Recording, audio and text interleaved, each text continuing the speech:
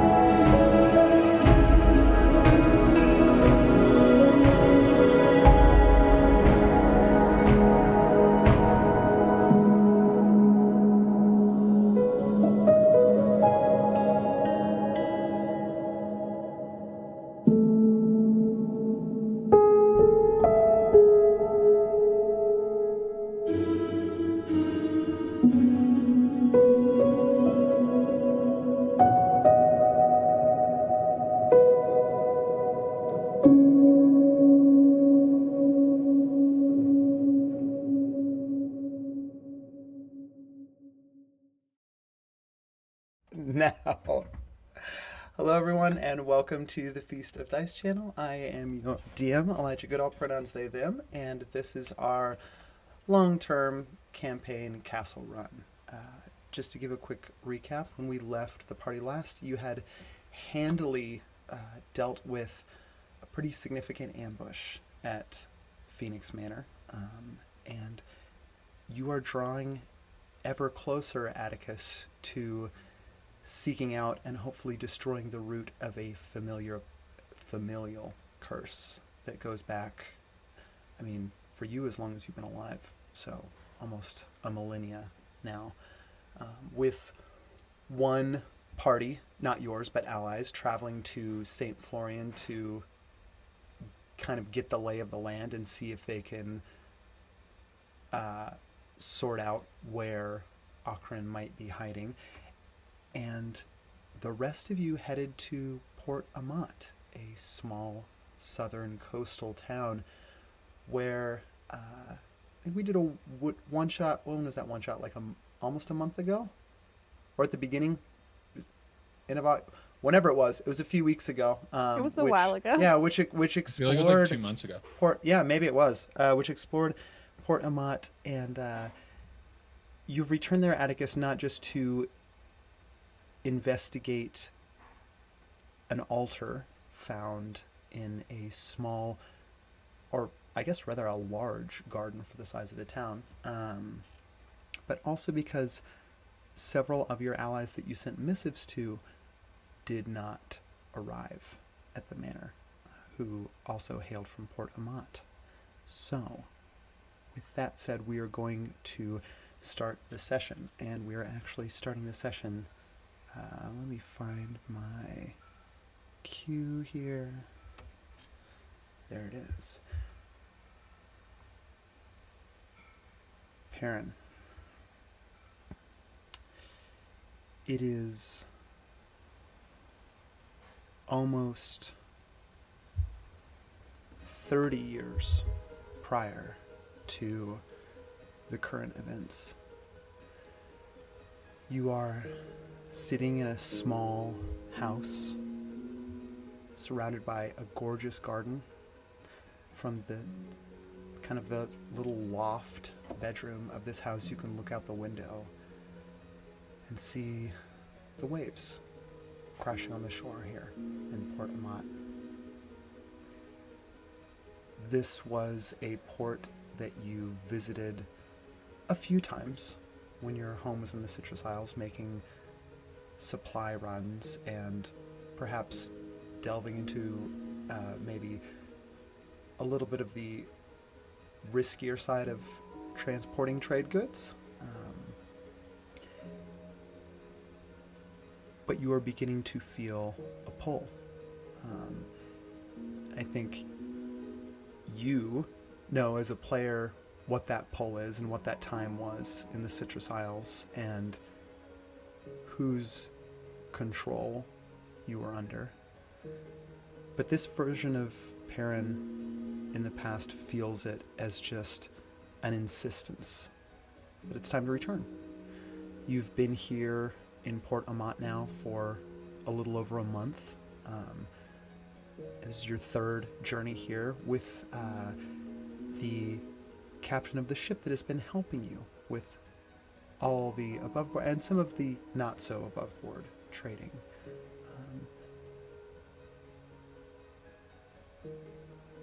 But as you look out at the waters, the sun is beginning to set. You know this is your last night here in Port Amat. And kind of like look over from where you're sitting on the bed and you see your trade captain, Octavia Hobron. She's, about your height. Kind of shorter, to about chin level, brown hair, light brown eyes, a kind smile, and a quick knife, which is why you chose her almost 6 months ago to be your trade goods captain. And it is also probably one of the reasons why you are in her bed now, because this is her home here in Port Amat.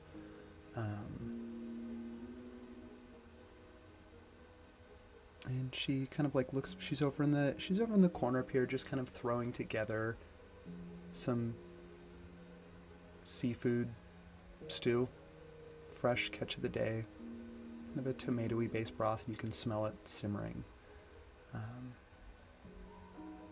She looks back at you. You've got that look in your eye again. You always say that, Blossom.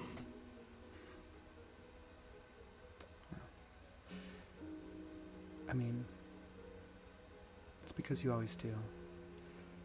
It's more empty this time, though. Sometimes I just think about the things that have to be done, and sometimes there's things that need to be done. Well, I need these shrimp cleaned, deveined. Do you think you could do that for me? Look, every time I do this, I mess it up. I've told you this. I don't know how to cook. She's gonna come next to you, and she's got the knife in her hand, and she comes around behind you, puts the knife in your hand, and slowly gets up. And I mean, unless you're gonna resist, she's gonna sort of just from behind, like, push you towards the cutting board. I told you, it's just 2 quick motions. Look, I'm great at the quick motions when they're still alive. You know that. Like, the knife is not the problem. They're just squishy and slimy, and you want them done correctly. And it's gonna try to line up the shrimp on the cutting board. All right, so I'm just gonna like slash, right? Aim for the veins. Yeah, make a little sleight of hand check for me. Nat 1.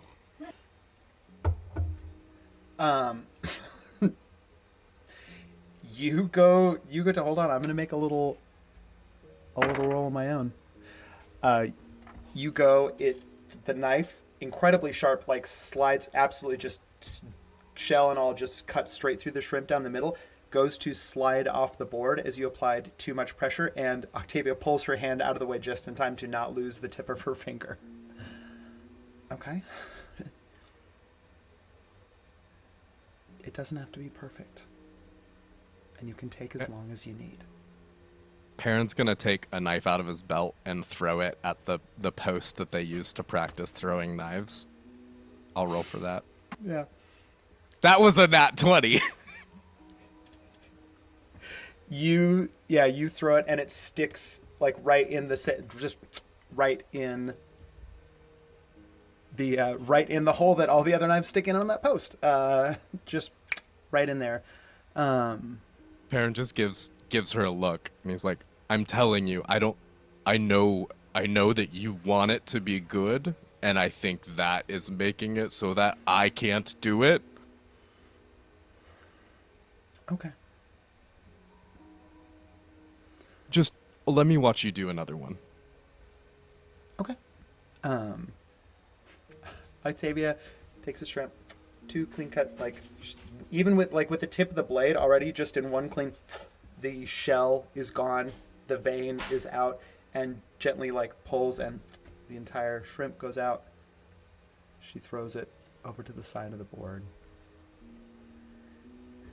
She looks at you and she gives a sigh, and then she continues doing more of the I'll shrimp. do the potatoes though, right? Yeah, you're great at the potatoes. Because they don't have to be, you can just cut them. Yeah, you can just cut them. Perrin is still like really uncomfortable with all the food items, but as he cuts the potatoes, every time he's not making a cut, he's watching what she's doing and watching her hand motions.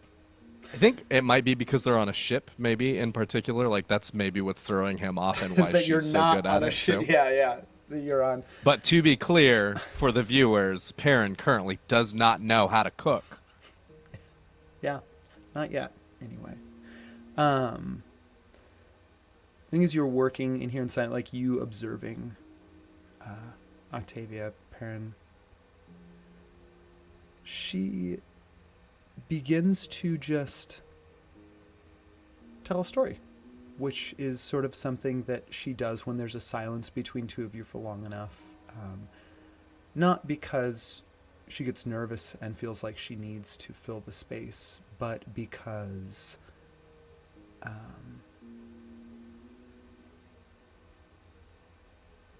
she loves telling stories. So I think as you are sitting there chopping the potatoes, after a few minutes of silence and the sound of dicing and the waves crashing outside,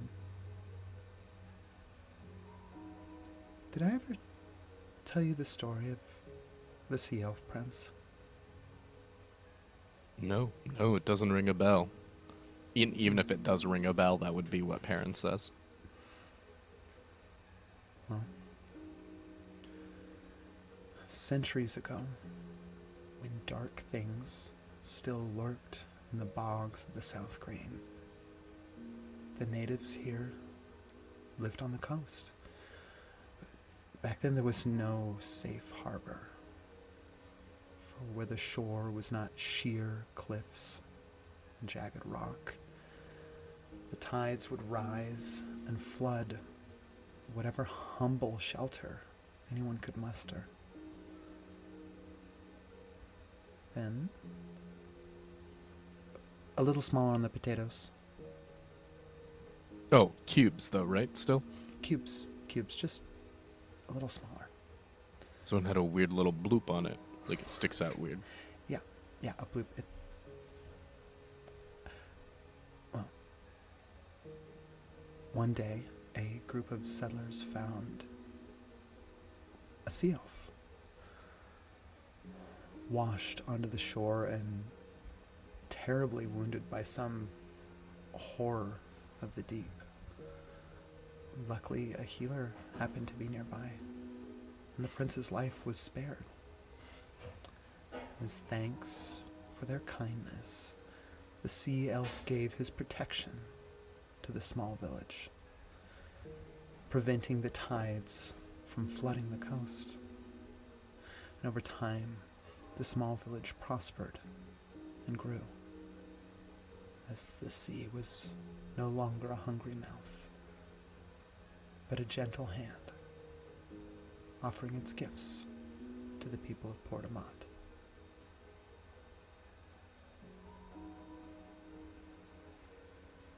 That's probably enough potatoes. If you say so. And she's going to put them in. It takes another couple hours, but eventually as all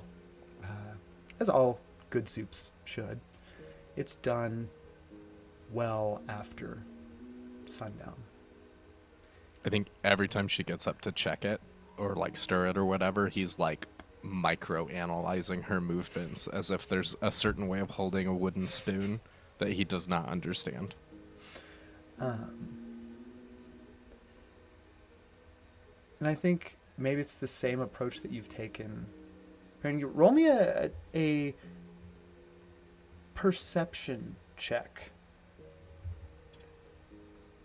Current stats? Or do you want me to? It's gonna be high. Yeah, we'll take him back. Wait, expertise. He's not good at it yet. Yeah. All right, 17. Okay.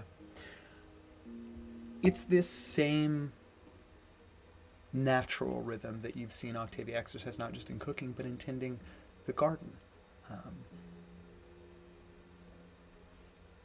And you also know that when you leave this time, Octavia will remain here.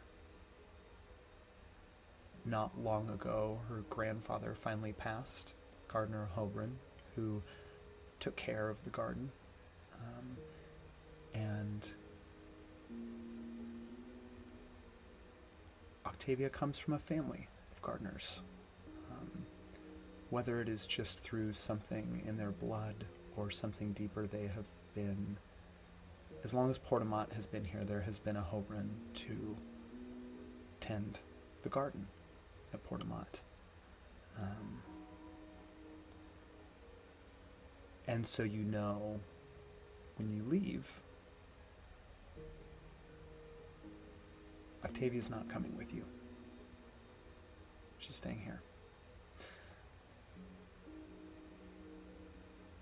But you tell me, does Perrin leave in the middle of the night? Or do you wait until the morning?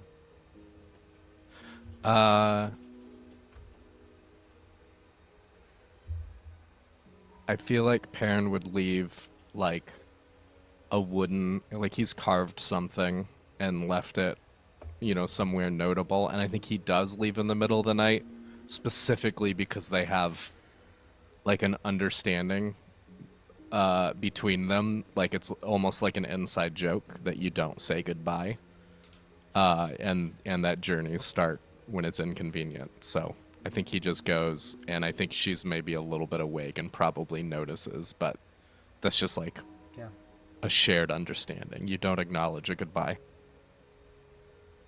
And she doesn't. She just watches you leave. We are back in the current time. You have all arrived at Portamont. Fauna, I need you to make me 2 d20 rolls. And just give me the results as they happen. Just flat d20? Yes. All right. 6 Okay. and 15. Okay. Okay. And then 1 second real quick. I have to pull something up over here that I forgot to have ready. There it is. And come on, give me my number. And while I'm doing this, Perrin, I also need you to make me 2 d20 rolls.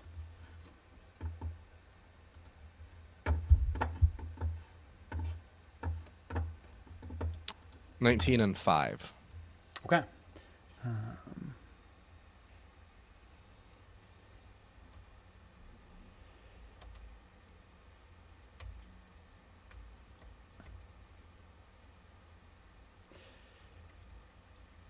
Perrin, I'm going to have you continue to make those d20 rolls, and you are just going to keep doing it and tell me the number each time, and I will tell you when to stop. That's the scariest thing you've ever said. Hey, we're getting close to the 3 finale and of part 2. 3 and 7. Okay, 3, then 7. Perrin dies immediately. Well, time to go home. Power word kill. 19 and 9. Okay. That is enough. Let me check my number real quick. Where are you? Perrin, this is your karma. For what? What do you mean? For your earlier comment. What have I ever done that's ever wrong? Perfect, and I've done nothing wrong ever in my Fauna, life. I need you to do the same thing that Perrin just did. Sorry, say what it was again. I need you to just start rolling d20s and give me the result each time, and I will tell you when to stop. Nat 1 was the first roll. Okay? Just keep going. Keep going. All right. 9. Okay, that's good. You can stop. Like that doesn't bode well. You're all here in Port Amant. Perrin, you recognize it. The last time you were here was almost 30 years ago. Atticus, it is hard for you to keep track sometimes of, you measure things in decades and centuries, not often in months or years. But you do remember the last time you were here. You remember seeing the altar. You remember the feeling it gave you walking away. You certainly remember fighting the swamp hag Ashmog. And as you arrive, I think all of you go ahead and give me a perception check.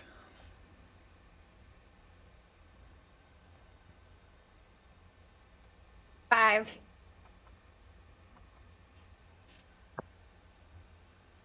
30, 20. 18. 8.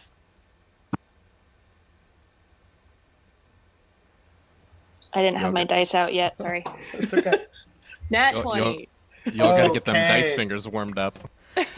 Oh, okay. We're gonna set the nat 20 aside real quick for Nyx. Everyone else, you all see the same thing.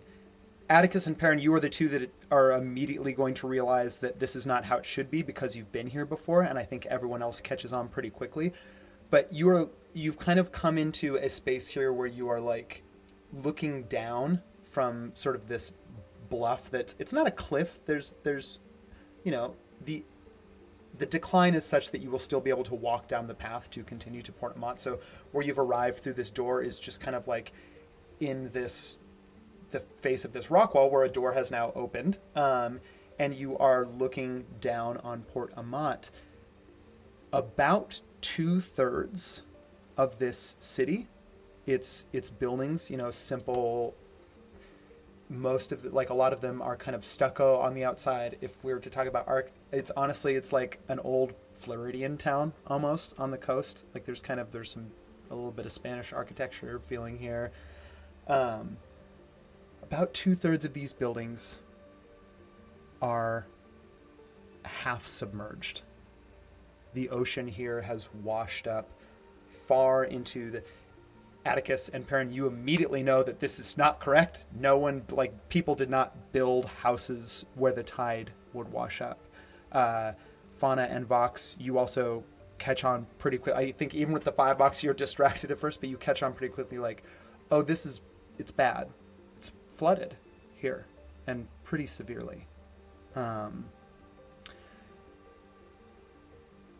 Perrin, what was your perception? Was it an 18?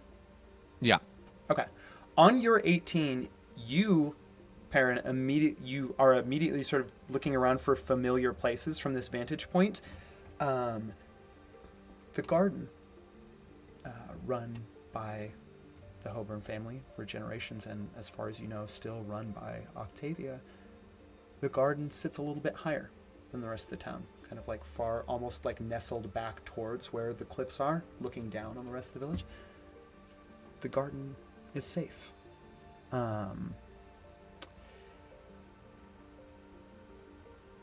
Atticus, even on your 8, you are looking around for familiar points. You see garden, safe. A lot of the kind of where the commerce would have been, like a little closer to the shores, that is completely waterlogged, as well as the chapel.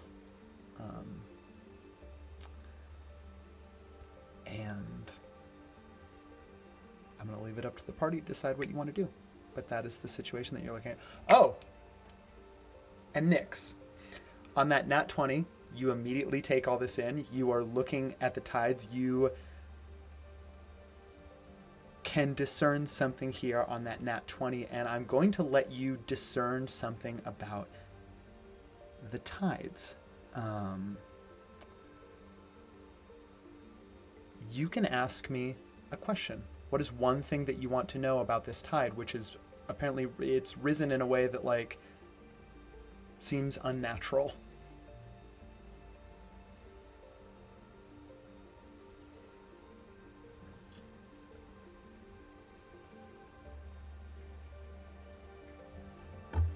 God, I don't know what I should want to know.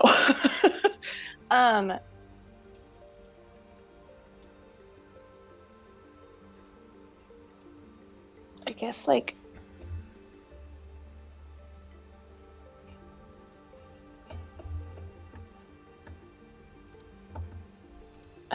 problem solving. They just want to discern why the source of it, or like if it's I don't know, if it feels unnatural because it's like environmentally caused and like some kind of disaster, or if it's like caused by, I mean, they've been doing control water and like fucking around with moving like the sea and the swamp themselves. So Yeah. if it's caused by magic or somebody.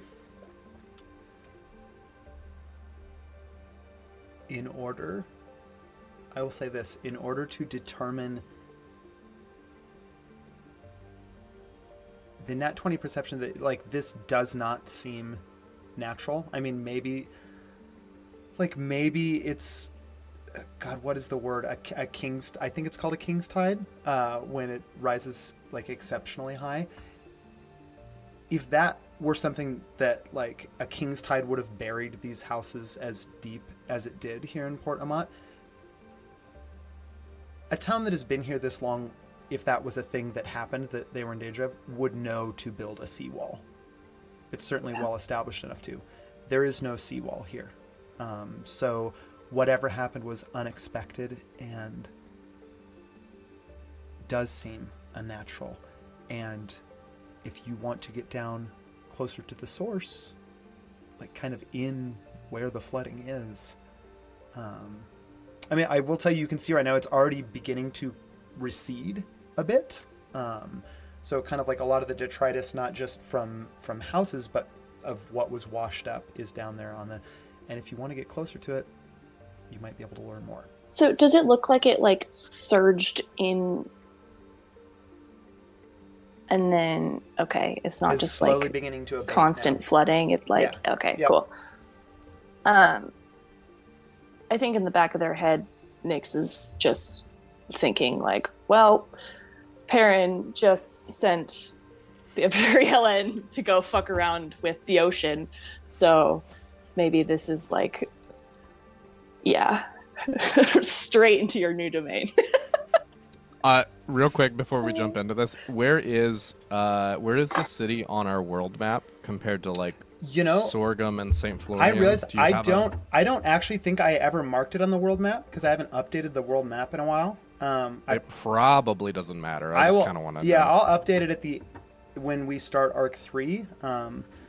But I can kind of give you a general idea. I'm looking at it right now. And actually, look, it's so easy to pull it up on stream.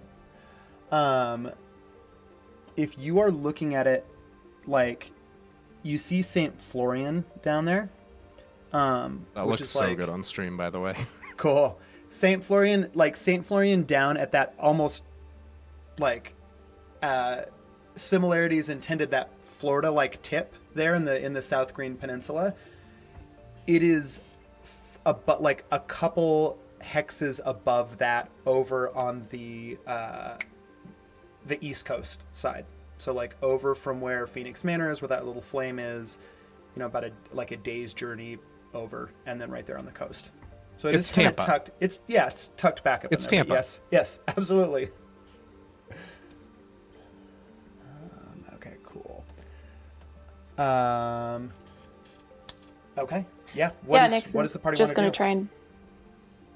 I mean, we're on this bluff. They're not leading. They don't know what they're going to do, but I think they'll communicate like their observations and that it seems like it was magically caused. Oh yeah, shit's fucked.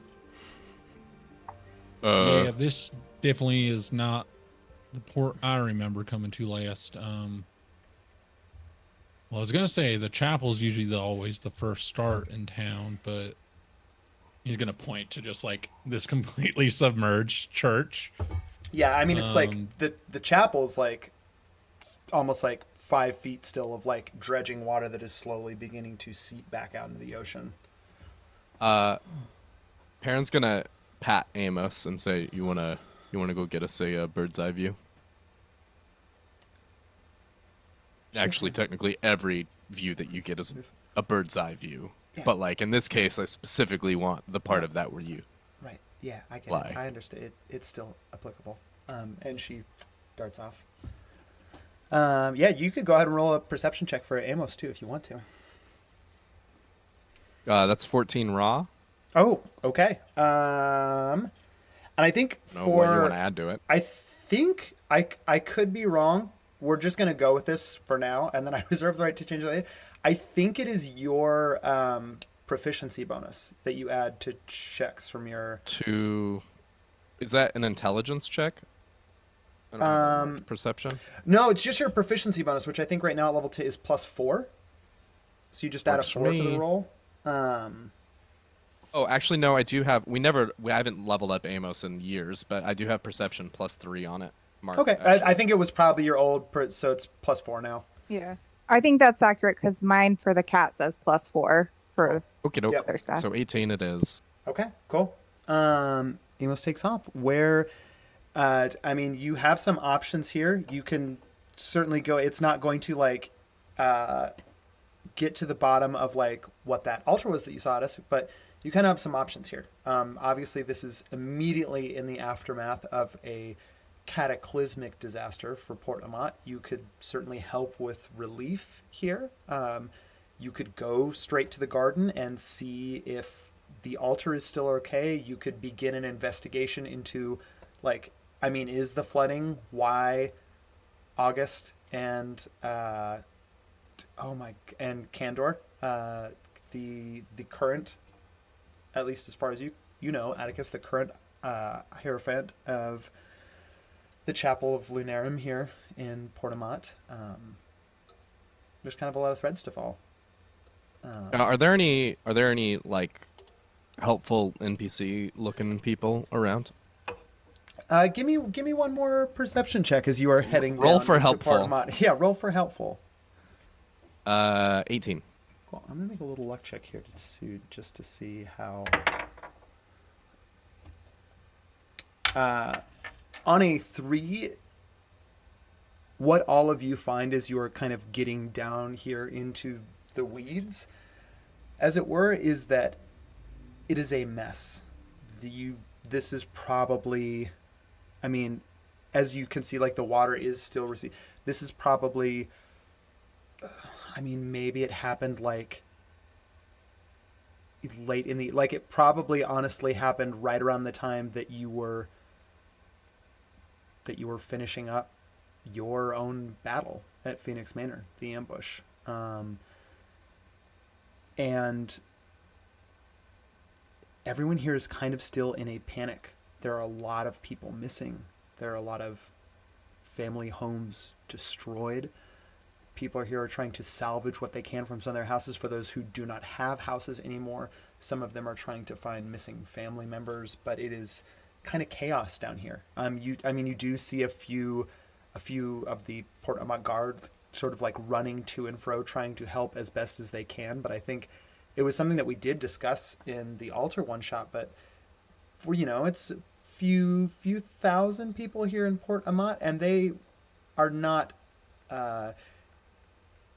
They don't quite have enough guard here to make things work smoothly if something goes wrong. Perrin waves at the party to kind of circle up real quick. All right, so what I don't want to make a lot of assumptions here, but I'm just going to go ahead and guess by the way the last few weeks have gone that something we did fucked things up here. Might be unrelated, but that's just kind of a gut instinct I'm getting. That we needed to go here, and then it just turns out that a giant disaster happened. Just kind of feels true in that, hole in my chest that I call a soul. So maybe let's just keep it a little teeny tiny bit quiet. What we've been doing and why we're here and whatnot. So let's maybe just kind of dial that down just a teensy bit. So what, we should just tell people we're on notice vacation? that Atticus Or? is gone completely, and he's already digging into someone's house trying to help people in the city. Didn't gang up at all. Just completely went to start helping people. Are we missing someone? The journeyman kid? No, wait. Fuck, Atticus. I think also Bert I'll Bert, get and your then cat. Don't worry. I'll get your Cletus cat went in with here. It's Bert, but fine. they are also doing the same thing. Bert, yeah, Atticus doesn't even need a ladder to get the cat down out of the tree. He's just like no, just gets the cat down. hands it to him. Bert is like, like chasing. And like Bert waved is- his hands to get everyone in, and he just happened to be standing near Fauna, Nyx, and Vox, who did not. Thank you. Who did not move at all, and everybody else was just doing their own thing. So Perrin's the only one like crouching down, drawing in the dirt. Yeah, you're drawing there in the dirt, and the drawing gets sort of just mished up as a seagull comes flying through with what looks to be some kind of locket in its mouth. It's got a little bit of like seaweed tangled in it too, and Bert runs by right after and just absolutely wrecks the drawing. Hey, you get back here! You come back! And he's trying to catch the seagull to get the little locket out of its mouth. I concur, Bert. How quickly is this tide receding? Like, are there? I can imagine it just like wrecked through these homes. Like, are there people like still trapped like in the water in the wreckage? Ooh.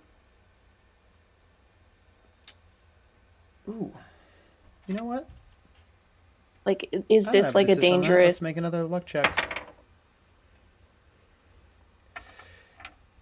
As you are looking around wondering this, Nyx, there is a like one that like seeing Atticus get the cat down out of the tree, seeing someone big, and you're kind of all still here collected in this group, is going to run up to all of you. Please, you have to help. I can't get to my house. I think my husband's still in there. Where do you live? Down closer to the shore.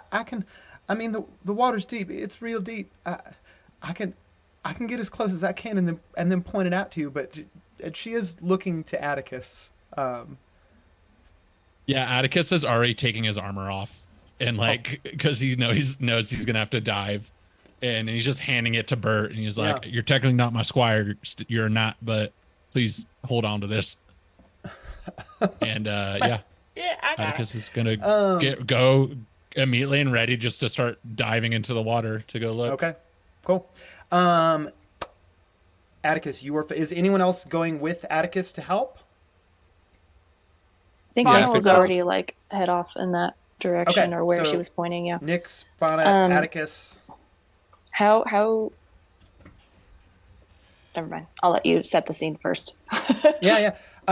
So what I want, I mean, the woman goes as far as she can. I think as you get there, you don't need to make perception checks.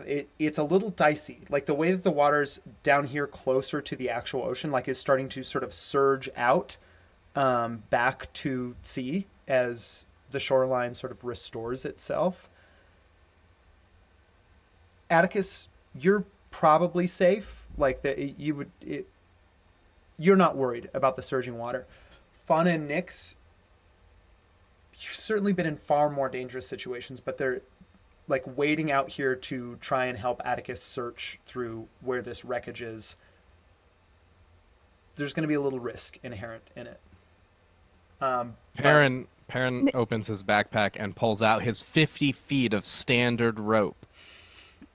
There we go. We love to see it. We love to see a use for the adventurer's Where's the air horn kit. sound effect for that? And he carefully ties. I actually think I have two of them because I think I stole another one when we looted that shop, but I didn't write it down. He ties expert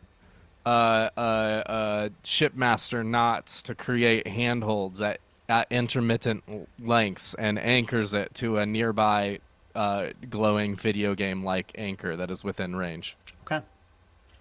Hold on just 1 second. Nyx, can't you just do that magic water thing and like? Fauna, you of all people know what happens when you try to magical your problems away. Sorry, can. You just see I'm Atticus stressed out. stretching, getting ready to go for a deep dive into this water. Okay, cool. So you're doing this, you're trying out. Go ahead. Anyone that is waiting out there, it's obviously the more people out there, the more eyes. There's no it's just ruins at this point out here. Like there's no intact houses left. So what you are going to be looking for is like, it's probably like a body. Like if you find anything, it's probably not going to be great, but at least it gives this woman an answer. Perrin is gonna pile up some scrap, presumably soaked driftwood, but then he's gonna cast create bonfire over it to create a fire, and he's gonna usher her close enough to get warm and dry. Cool. So she's sort of standing there at that watching fire as you all.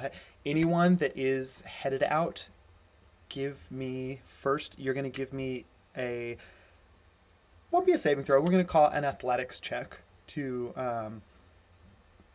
But it is a little difficult to manage, so it is going to be. I'm going to call this a DC 12 athletics check, to not sort of lose your footing, and then be in bigger trouble, and then perception checks after that.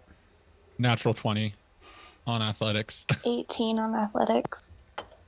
Well, I got a It'd 1. be 28 technically, but Wait, how deep is the water? I mean, it's for a lot of the party, Atticus excluded. It's about like somewhere between like the upper thigh and like kind of the. But if you've ever been in sort of like sea waters, it's surging back out. That's enough to like if you get pulled under, you're in a little bit of trouble. Dirty 20 on perception, and then an 18 on the Cool. athletics. we have to I make a got perception check too. a 1 on the athletics, but not a nat 1. It was a 2, and then my athletics is minus 1. Minus 1. Okay. And then I got a nat 20 on perceptions, which makes it a 29. Okay. So I got A hot mess over here. I got a natural 20 on athletics, and then I got a dirty 20 on perception. Or sorry, 19 on perception. Damn. Okay. Atticus is just striding in this water. He knew to take his armor off because the waves would knock him over in the armor. But Yep. Okay.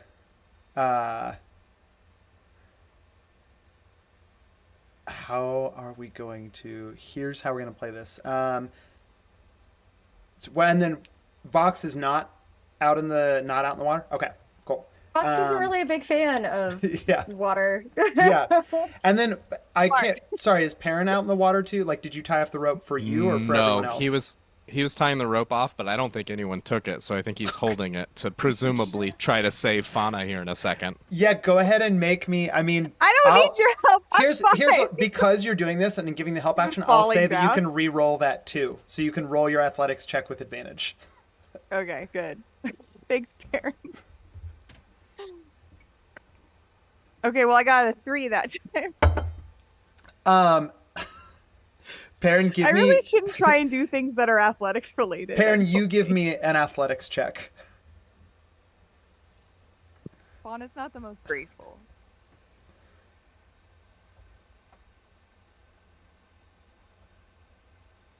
Seven.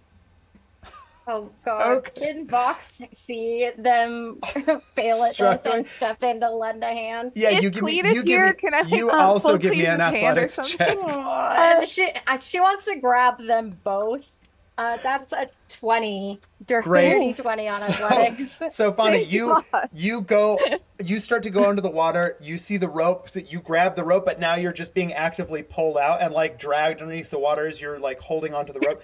Perrin, you are trying to pull Fauna back up, and you are just slowly sinking into like, the water's only up to your waist, but it's wet sand underneath that, so you're slowly just sinking deeper and deeper.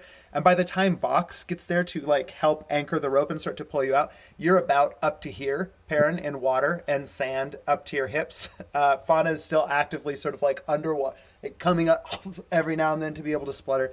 And Vox, you were able to like anchor and put your back into it and get them back. Look up to at safety. this a rope and saving one of us neck deep in sand brings up old memories.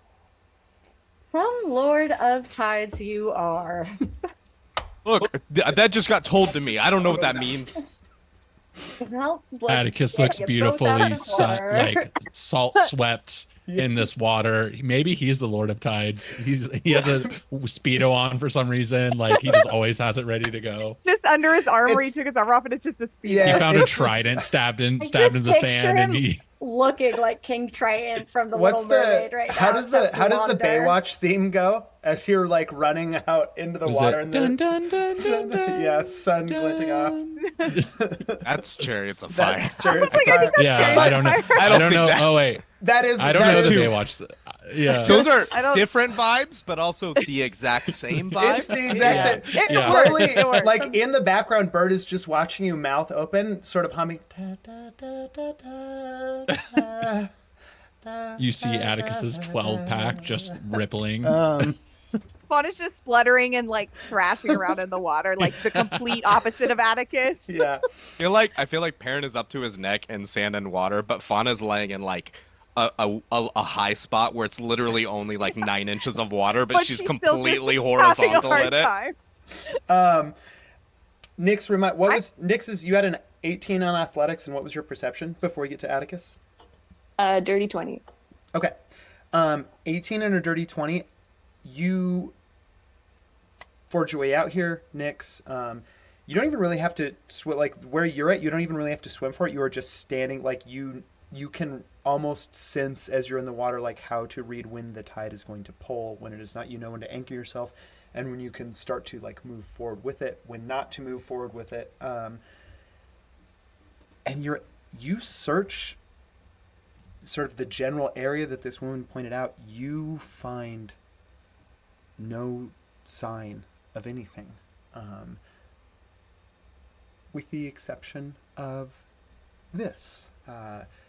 Is you are like, you know, you're out here like waist deep in water, like you're not at the ocean yet, but you are like constantly you're doing that thing where you sort of are making sure that you're not getting pulled out further than you think into the ocean. So you're constantly like marking the shore points and where the rest of the houses are to make sure that you're not out on some sandbar and then you're going to get swept. And you see Amos flitting down from the sky, lands on your shoulder, and in their beak they have just a small little oyster shell. Still, like, not a half of a shell, but the whole thing. Pretty small, though. Small enough that, like, for a mock, like, this was pretty heavy, but Amos gets back into, like, drops this little oyster shell in your hand and is just... Something catch your eye there? Yeah, I don't know. I don't know why. It just felt important. Well, you've always had good instincts. And Nyx is gonna examine it. Give me an investigation check. What is my fire?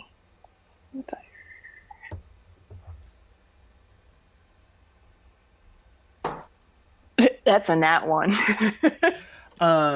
You can't get this oyster open. It is just like it is not like budget. The point. It's such a small oyster. It's really hard to find the hinge point. And as you sort of you realize that this is not a job for Wax or Wayne. These like magical arcane daggers. This is a job for a little like oyster shucking knife, and you are much more likely to find the correct tool if you head back. But just Amos gonna flits off again to pocket continue it to look for and keep searching. Yeah. Cool. Atticus. Speedo donned, like diving into the water. You are striking out certainly farther than Nyx. Like you see the area that Nyx is covering, but in your mind, like if somebody is direct, perhaps there is maybe they're still fighting out here. Maybe they're still swimming out here. Maybe there is hope. On a nat 20 athletics check, I mean, you you swim like a good 500 feet out into the ocean and are kind of like just looking around for any sort of signs of like, do I see someone like bobbing on like driftwood out here, and do I see anything? On your dirty 20 perception check, you sort of hit a point. There's a lot of times when coast is kind of like this flat coming in, it can get down to like 12 to 20 feet, and then it'll come back up for like a sandbar. So you get to a point, Atticus, to where you've been swimming for a while, but then you come out to this point where you're wading out of the water, and once you get on this sandbar, it's only about knee deep. And what you do find out here, again, you came out here in such a hurry, like you didn't ask, what, I'm looking for your husband. You're looking for a man. You see what looks to just be almost like an old stump out here, probably like the tree knocked down long ago when this, but it is a stump that is still kind of rooted in the sand, like bleached, whatever, but it's, barely, it's maybe under about an inch of water out here. And on the dirty 20, you recognize the woodcutter's axe that is just firmly embedded in the stump out here. It belongs to August.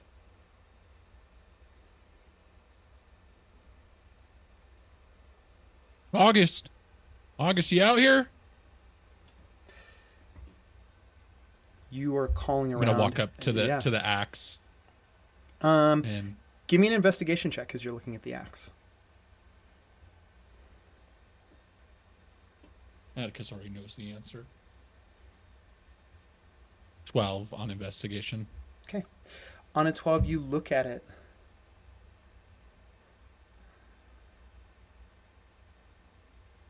Sharp.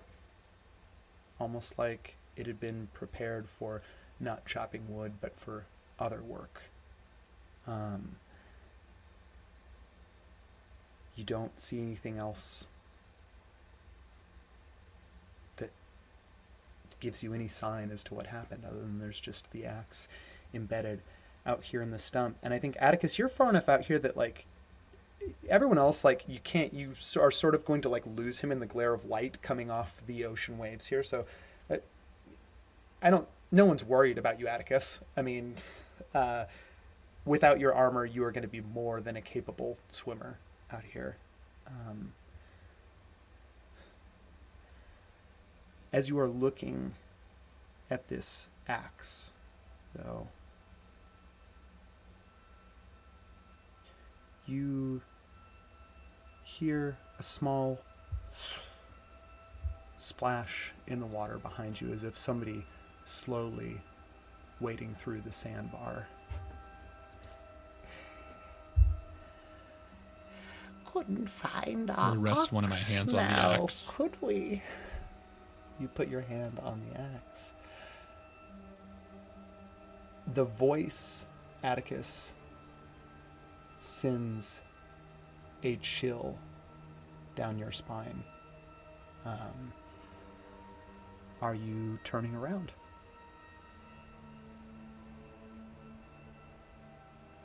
Yeah, I have a feeling. Just out of before Atticus turns, he's gonna say, "Didn't I turn you into a puddle?" Oh, my dear boy, I turned myself into a puddle. That's right, you did, huh? Yes. And then your bird found me. A wonderful, wonderful gift he gave me. Another chance at life. You know, if they succeed what they're after, every bog, every swamp here in the South Green will be mine. Imagine it. Oh, So how have you been? I think there's a bird that's laying claim to what you want as well. The bird has promised me all these things. If I can help them get what they want from you.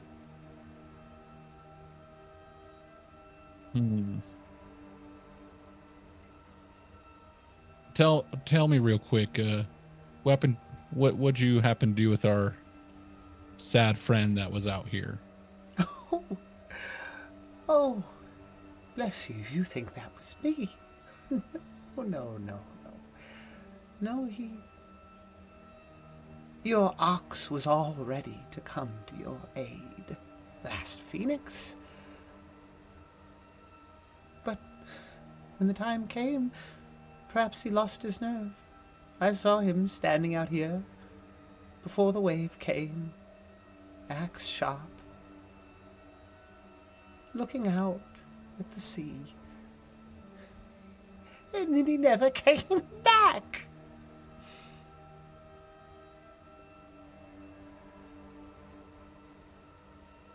This whole time, Perrin is like casually talking to this lady and being like, so what happened? Perrin, the lady's not there anymore. Oh, Perrin keeps talking and then turns around and he's like, wait a second, fuck. It's a trap. Does that mean we can all now rush to Atticus's aid and arrive right at this time in the conversation? Yeah. Do I get anything for my nat 20 perception check, or is it negated by the fact that I was floundering around in the ocean? You really saw the sand that you landed in. Ooh. You do get something on the nat 20, but I am... It's not going to help Atticus right now. That's why I was asking. Yeah, it's not going to help Atticus right now.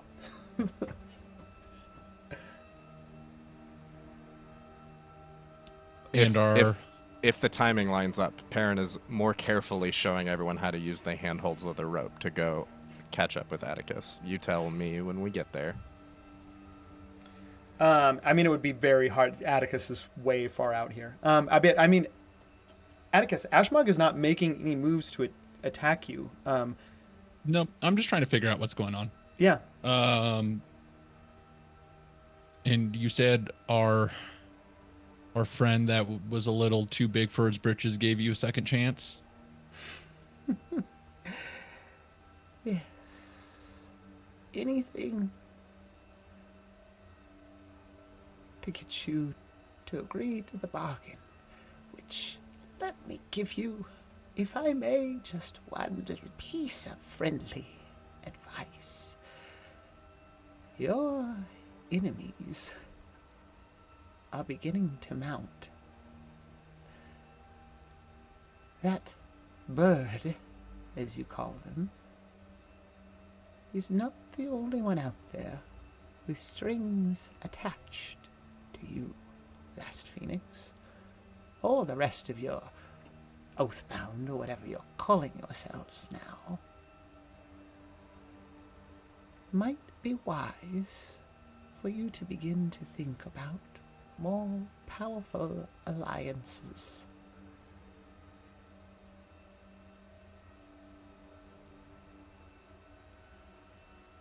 What's in it for you for this advice? You see,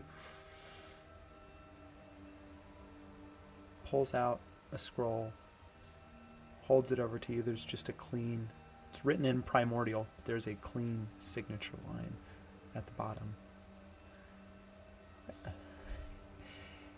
If I can get you to agree to the bargain, I get a signing bonus.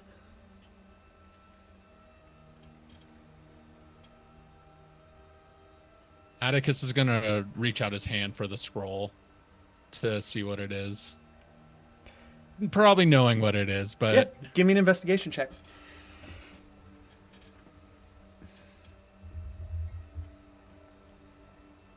$16 investigation. On a 16,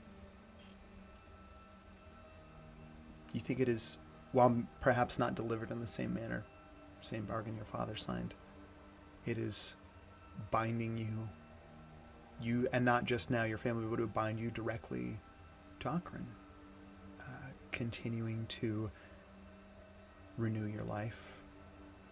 An immortal phoenix, always to rise from the ashes. And in exchange, tribute is demanded. Nothing too gratuitous, just every now and again, loss. Piles of ash set to the side on whatever path you choose to take.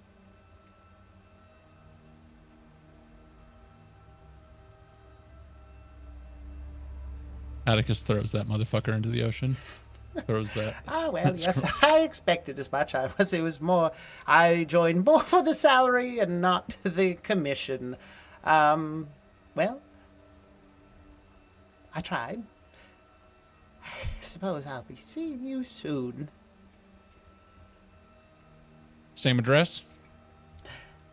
Well, it might be hard to find him this time. But wherever he is, I won't be far behind. Yeah, Atticus just pulls the axe out of the stump that he's had his hand on and kind of looks at the hag for a second and then just starts like walking to the end of the sand bank to like start swimming back. As you start to walk back, you just sort of, out of your peripheral, just turns into a big old slippery green fish and just sort of like swims away.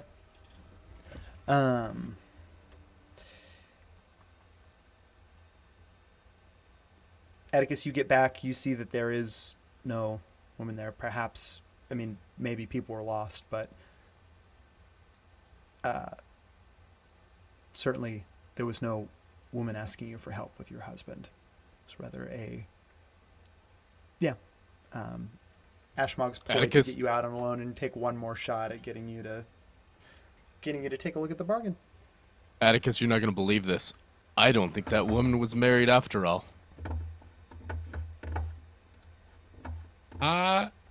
You know what? I don't agree a lot of the times, but I think you're right on this one. Oh, you have an axe now? That's super cool. It seems like really in-depth character design that somebody did. They did a really great job coming up with something unique and notable. This was my friend's axe. They used to call him the ox in this town. Very What's up? Did you guys find him? Rich person. Wait, they called the axe the ox? This just did they misspell it? The man, the ox. Kind of like, was down on himself a lot and kind of like seemed sad, but like loved his place in life. I don't know. There was a lot of rich character stuff going on with him. And no, it sounds like I don't think I fully got to explore it as his friend. We only hung out like once, but the bond was there regardless. I want to have long conversations with him.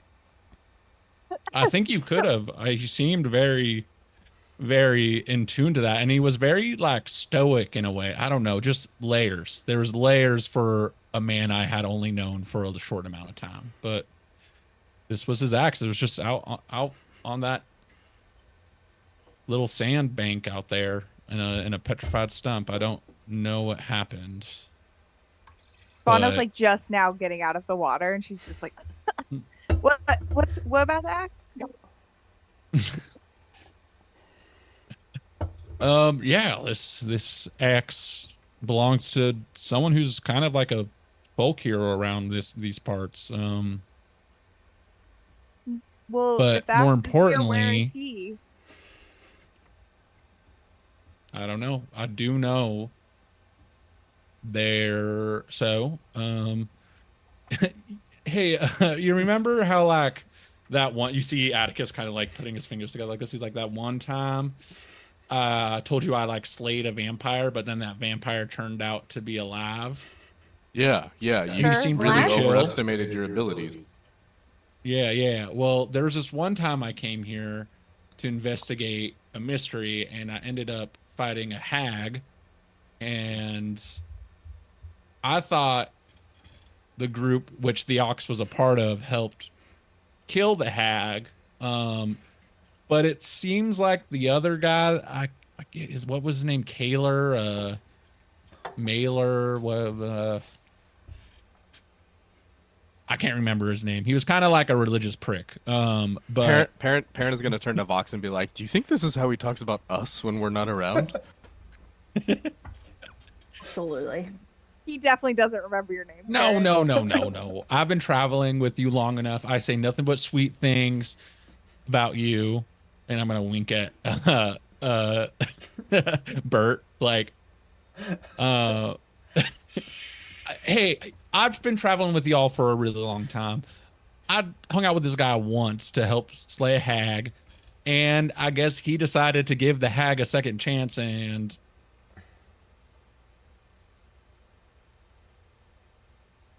surprise, the hag didn't keep the city in tip-top shape, it looks like. Classic hag situation. Yeah. Also, Atticus, we're gonna have like some practice to find out whether or not you know what something is alive or dead, because this seems like a recurring issue. How many other things do we need to look out for that you killed? Well, I don't think you gotta look out after any of those hill giants I killed in that giant battle. Nailed it. God damn. Or what about that thing in the castle where I dove and stabbed it with a spear or a broken oar and killed it? That was pretty sick too. Yeah. Oh wait, you were sinking. So one of you were sinking in the water, about to die, and I had to save you too. That was me. That was me. I remember that. Yep. Oh yeah, it was my not squire yet. Anyways, that hag sided with Okran, and apparently all that carnage and mayhem at the manor wasn't the last of the Okran troops. Perrin, knowing now that he is in fact of the Court of Tides, is gonna kneel down next to the water and hold his hand above it and kind of close his eyes, and he's just gonna concentrate on the tide. Yeah, give me two things. I want a spell check using your spell modifier, so it's proficiency bonus plus I think wisdom is charisma for a bard. Charisma now, yeah. Yeah, so charisma modifier plus your proficiency bonus spell check, and then give me an arcana check after that. Wait, I get a +8 to this, really?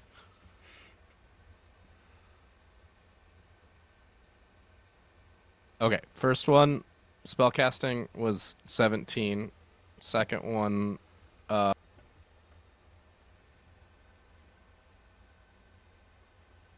lower than that. What's my arcana? Usually it's intelligence plus your 12. proficiency bonus. Okay. Yeah, 12. Okay. You don't feel anything. Aaron holds it there for another couple seconds and starts nodding, and he's like, "Yeah, this is pretty damp." So you're saying a swamp hag that you didn't kill is back, caused this flood, and is also now working with Okran? Yeah, pretty much. If that's the case, but where's this altar we're looking for?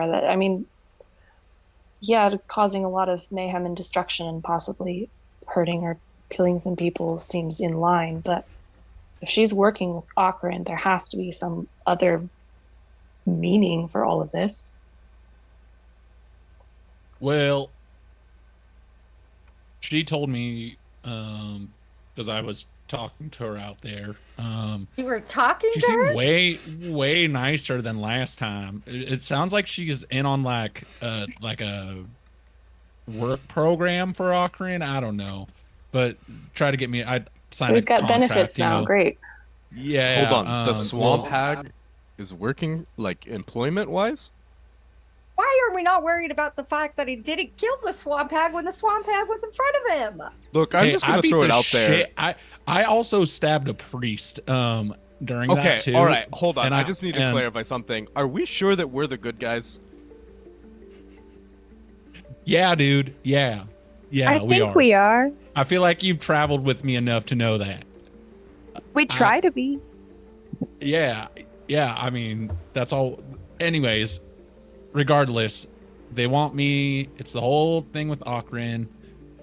You see Atticus like putting on his armor back on while talking to everybody. Like, it's the same old deal. They want me to blah blah blah, sign my life away, become an immortal phoenix, cause mayhem and destruction for Okrin. I don't worry, I didn't sign it. Wasn't going to, but Wait, but aren't you already? Why would they want you to sign if you're already under the contract from? There must be something about getting you to sign directly versus being grandfathered in because of your family. There must be some kind of loophole. I would be remiss to once again point out that if all that happens is mayhem and chaos if you sign it, again, that feels like par for us. Yeah, but like we're unintentional about it, and like that's intentional, you know.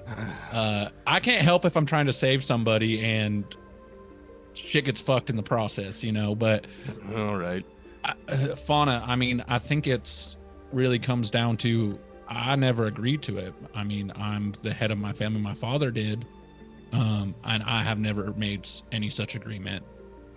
Yeah, but so that it's just to keep mean the that line. There's some way to potentially get you out. They wouldn't care about trying to get you to sign your own personal contract unless there was a weakness about the contract that you're currently in. So maybe we can use that against. What if we write our own contract with a loophole and we trick Okrin into signing it? Huh? I'd rather just beat the bricks off of him, honestly, or whatever it is. But I mean, we should probably just. So, the reason I thought this place is there's a garden with a ancient phoenix statue here. We should probably go check that out. Oh yeah, that's right over we here. We can talk more and see what's going on. But yeah, this area's fucked, and I think Okrin has recruited a lot of evil entities in the South Green. You know, South Green's old, and there's ancient evil here. That's not just Okrin, so it feels like a collaboration almost. Like, hey, like, oh my God, Atticus has beaten the bricks off of us so many times. What if we team up and try and beat the bricks off Atticus? And that's the vibe I'm getting right now. Bricks? Is this the? Yeah, beat the bricks off. Yeah. Okay. It flows. Anyways, Atticus is gonna, once he has all his armor on, he's like gonna start walking, but you hear the little because he's wet and the padding in the armor is like. Yeah. You go to walk. As you go to walk off, Bert's gonna walk up next to you, Perrin. Well, you see, Perrin, the real reason that you can tell we're not the villains in this story is because if you look at everything that we've faced over the last few weeks, it's all these people that have signed up to Okrin, which really, I suppose, makes them collaborators in the grand scheme that we know as capitalism. And so all that starts to just can you really put a price on demand when life is something we all demand, though, Bert? Damn. Well, you really blame participants in a system that exists based on the needs that we all have inherent to our existence? I hadn't thought it's the system, not yet. the people, Bert. They're not evil just for existing inside the system. They don't have a choice. Perrin, come. Fauna's just gonna usher Perrin away from the situation. He's getting too riled up. Perrin keeps gesturing.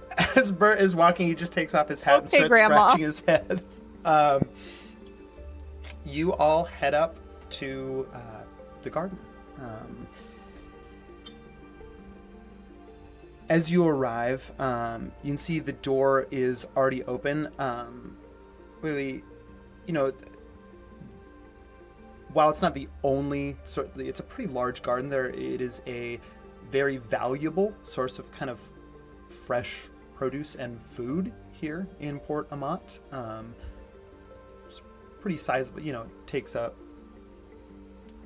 a few hundred feet, and a lot of it is, you see that the door is already open and there are people kind of like coming and going here, but they are taking what looks to be freshly harvested vegetables and fruits, things like that, going to pass them out to people who perhaps have not eaten since this disaster happened. The door is open.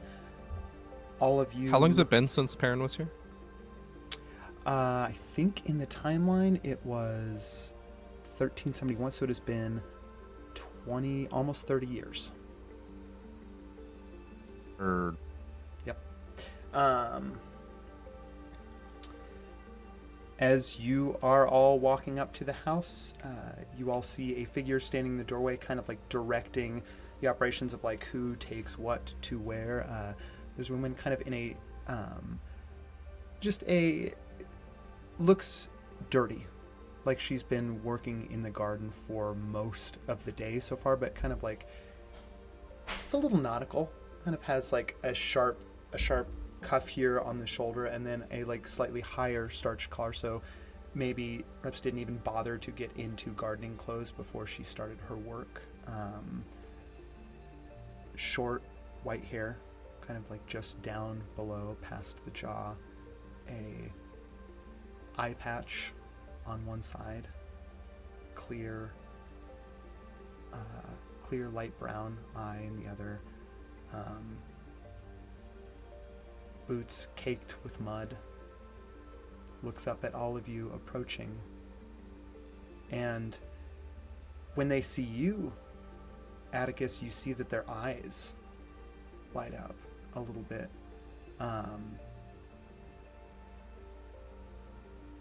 The last Phoenix.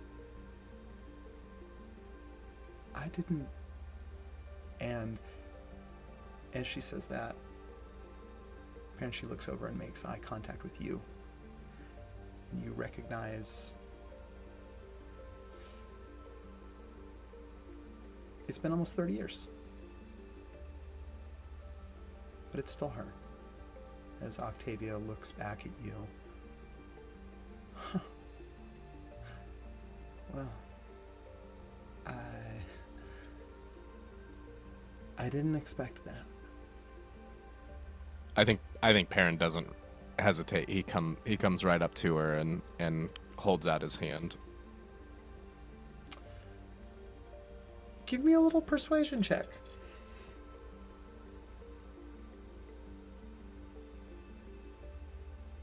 $19. She hesitates, but just for a moment. And then removes, you see she did have time to put on gardening gloves, removes one of the gloves and reaches out a hand and kind of like in a familiar gesture to you, grabs like sort of just past the wrist so that the fingers wrap around a little bit in the same sort of handshake that you would give in agreements for trade.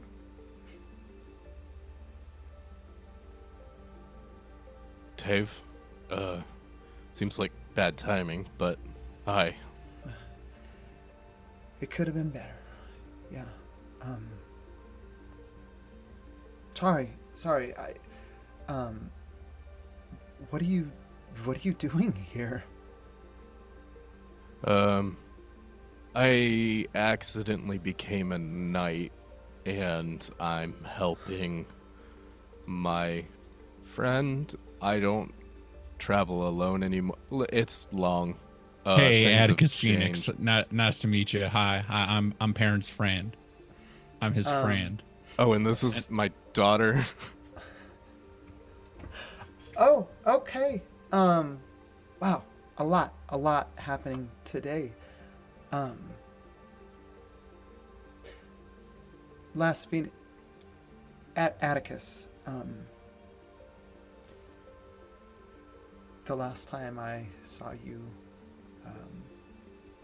you were rescuing me from a hag slayer. It's good to see you again.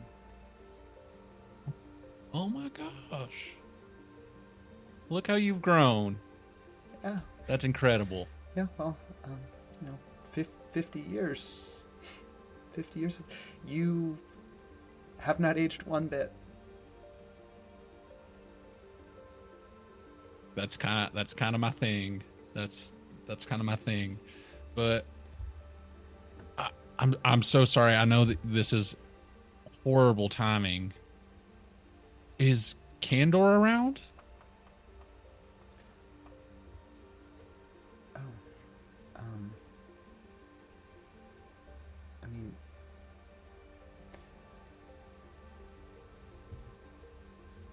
Atticus, he died almost 10 years ago. I mean, we haven't seen you here in Portamont for almost 50 years.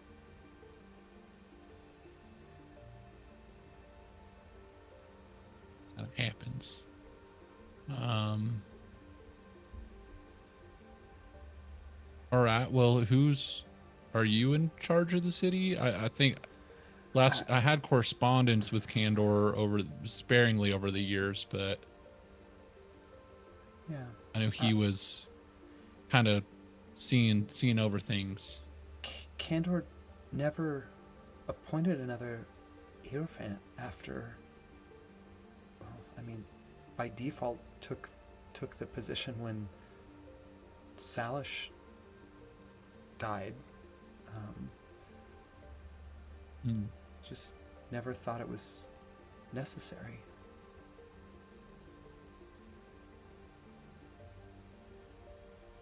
Yeah. Hey, I hate to add on, and then Atticus is gonna pull out the axe, and he's like, I found this out in the ocean. Oh, I know can it let go of your belonged- hand. You can. Here, I'll step back. And gets out of the way. Yeah, I know this belonged to.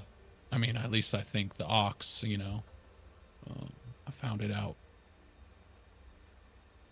when I was looking for just people that might have drifted away.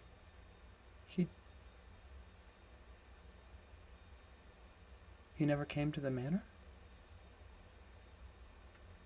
No. Afraid not. When he got the missive, he intended to leave. He should have. He was. Look, I think we got a lot to talk about. Maybe. How can we help right now, and then we can once it's settled down. Do you need us to hand out food? Do you need us? Do people need aid, assistance? There are still. We haven't encountered. There are still missing people. If you're willing to help, I mean, the more capable people we have out there searching for the lost, the better. Yeah, and we'll be doing that until, as long as we have light. Are the children safe around here? As many who saw the tide coming. A lot of our families are safe. It was mostly, tradespeople and businesses closer to the shore's edge. But at this point, I don't know. There are still dozens missing. Do you know what happened? I'm Nyx, by the way. I don't think we were properly introduced. Octavia Hobron.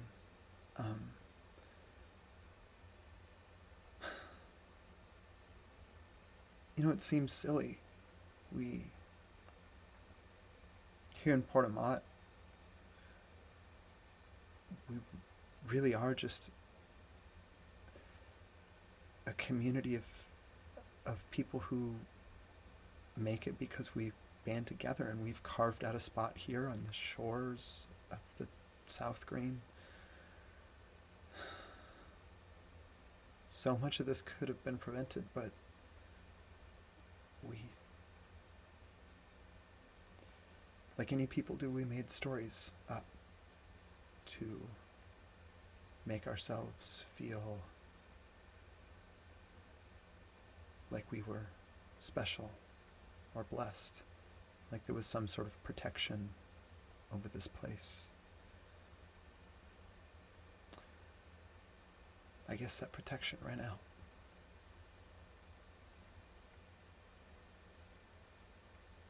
Well, like Atticus said, if you need extra hands, we've got plenty to spare, and myself and that one over there were pretty handy with some healing. That would be I'm Fauna. Fauna. That would be most appreciated. Do you have a search grade established yet?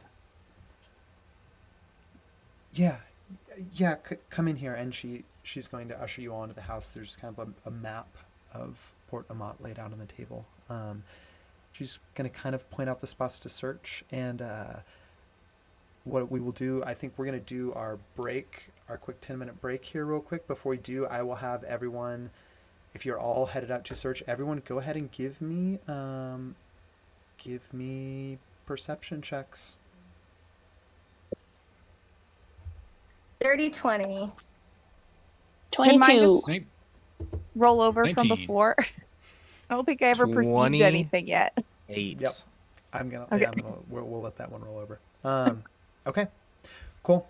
Yeah, we're gonna do our quick 10-minute break. We will be back and we'll get to the results of your search then.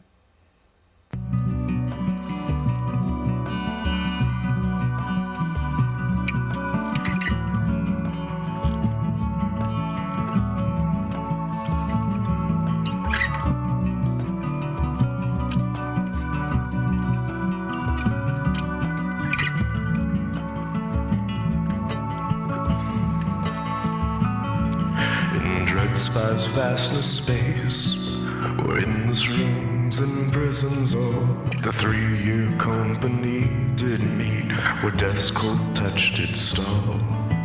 Atticus, the last phoenix, led with flaming sword. Fauna found her magic bloom, and Baron opened unseen doors.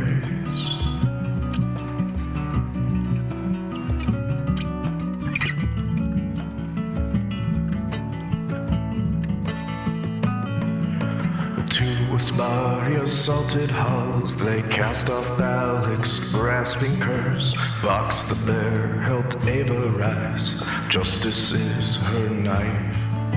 Nyx did wax and wane and wax, through shadows did they weave. Their names are whispered in the street, there is night's break, there goes Mira's bane. Of heroes brave and true, through the trials they will be known, from dread spires fall to Phoenix call. The 3-year company, old and true, fate-bound courts of old and new, from the golden shores to Nightland's walls.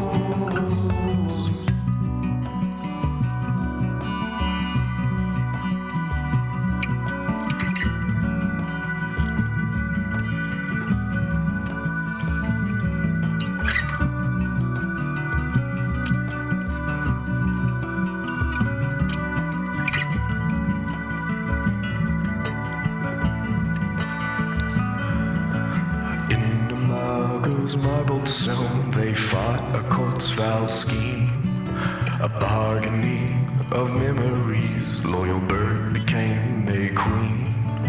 To unbroken green they roamed, where ancient magic sing. At Phoenix Manor's gates they stand, champions of destiny.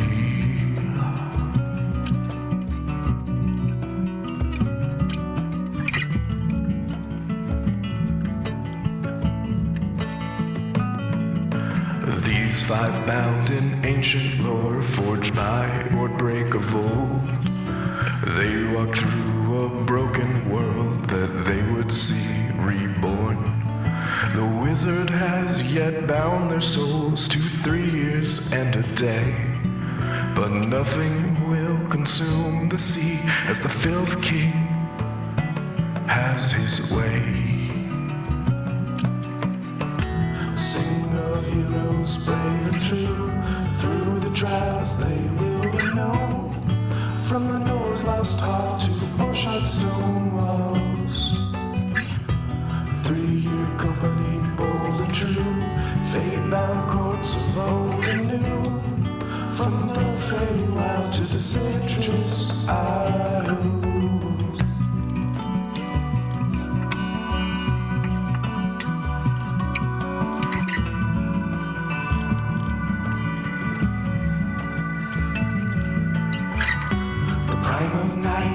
Shadows grace, darkness finds their might. The last phoenix rising from the flames, glory shines so bright. The mystic hope, a beacon high, through storms and trials brave. Air of flowers, life's pure song, with fail strength in vain. The voice of tides, with waters deep, wields the rights of salt and sea. Together bound in legend's light, the fates in harmony.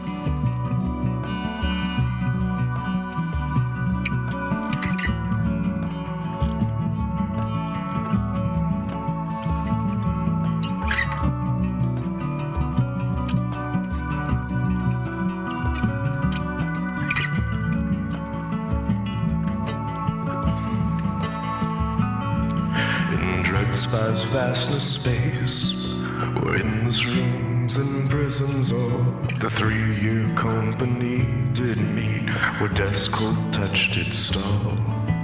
Atticus, the last phoenix, led with flame and sword. Fauna found her magic bloom, barren obed, unseen doors.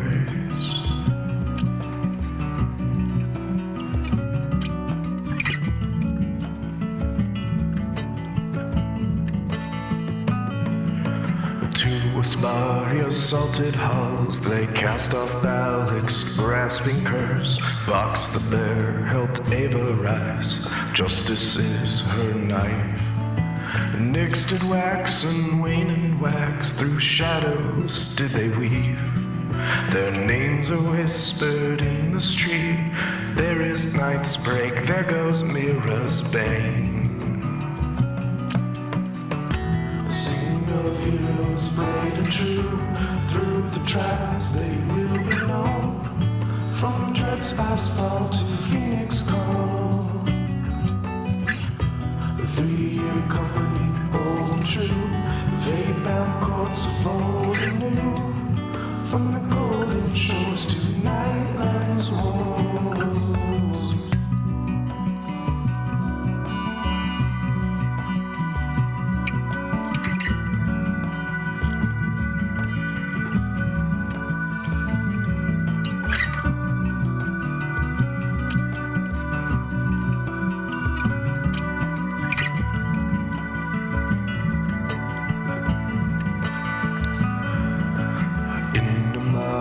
those marbled stone, they fought a court's foul scheme, a bargaining of memories. Loyal bird became May Queen. To unbroken green they roamed, where ancient magic sing. At Phoenix Manor's gates they stand, champions of destiny.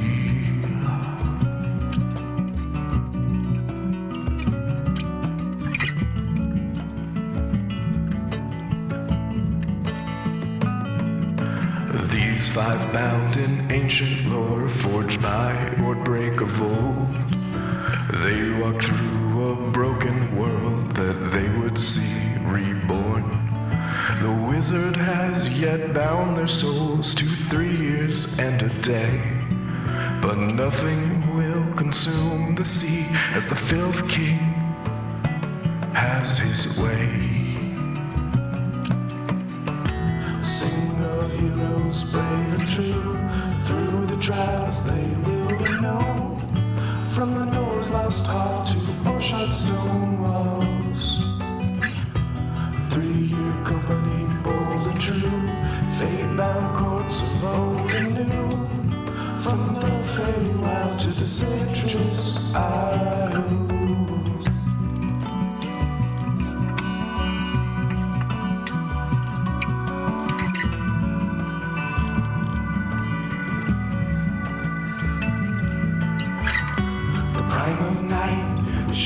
Grace, and darkness finds their mind.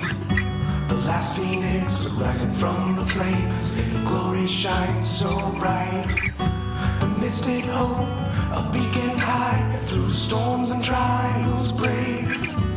Air of flowers, life's pure song, with failed strength in vain. The voice of tides, with waters deep, wields the rights of salt and sea. Together bound in legend's light, the fates in harmony.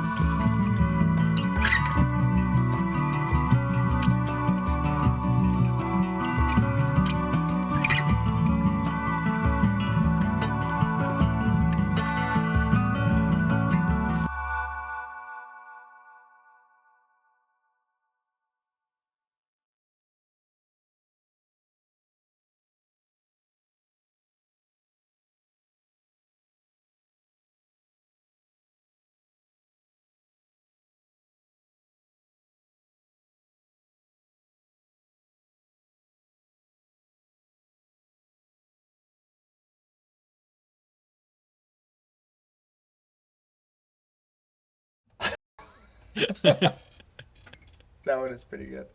Okay, and we are back. Okay. Perception rolls. All of you rolled pretty high. I think there was more than one over a 15, right? Mine was 28. Mine was dirty 20. Great. And then I can't. Atticus, what was yours? Oh, I was doing a 22. Sorry. Oh, 22. 19, Okay. 19 was mine. Hey, guess what? You're doing the Nixon. There were a dozen people missing. Some people did die during this thing. There were or I guess Octavia said dozens. Those rolls were all really good. Every single person that was unaccounted for during the search, by the time you lose the light, you've rescued them. Some you find have been pulled out and were clinging to refuse out in the ocean. Atticus, you are you're hauling up there, and so there's a point to where you were rope in your mouth, towing a small boat as you swim out because that will get it quicker there than rowing it, apparently. Every people did die, but everyone that was missing is now accounted for. And it is largely in part thanks to all of your efforts.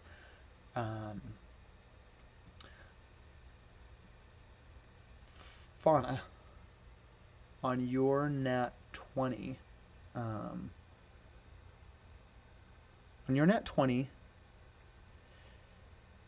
you're out there searching too. You find some people that are like almost like trapped, like refuse is piled up. So all the like exits in their house were trapped and they weren't able to get out, but you're able to make your way in there, get everyone out. In the midst of this search, the cat who kind of like was helping with it, like scampered off to help with the search, try and find people and lead you to, speaks to you. Hey, I'm here in, what was that?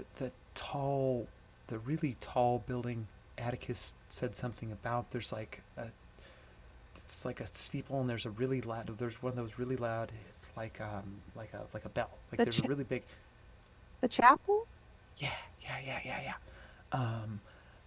I'm in here, and well, okay. So I stopped looking for people, and I've been eating. There's a lot of fish, and it's pretty. No, it's pretty great for me though, actually, because they're everywhere. And the fish in here taste funny. What kind of funny? Like that mouse? Yeah. A lot like that mouse.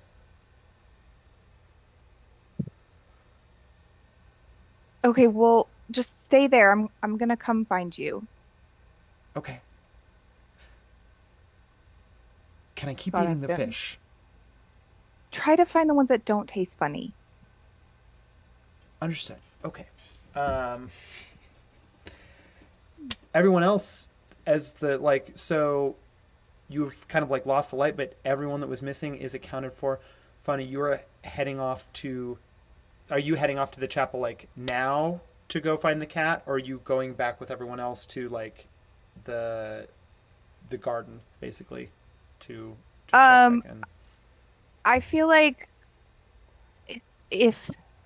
I feel like I am going to the chapel right now. If the fish thing is similar to that mouse thing, I feel like that is something I need to address. Okay, So. cool. You head to the chapel. Everyone else, you are heading back to the house. I think as you head back to the house, like Octavia, I mean, thanks you all for your heart. You've already gotten lots of things today. Everyone that was missing someone, there have been a lot of like tearful thank yous, gratitudes.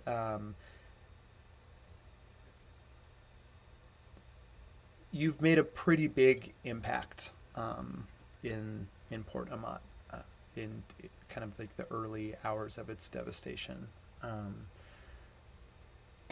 You head back to the garden.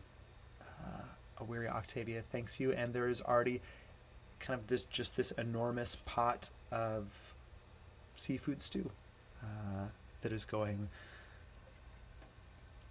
on the fire that she is Do I see preparing for all of you. Oyster shucking knife on the kitchen? You do see an oyster shucking knife. Do you mind if I borrow that real quick?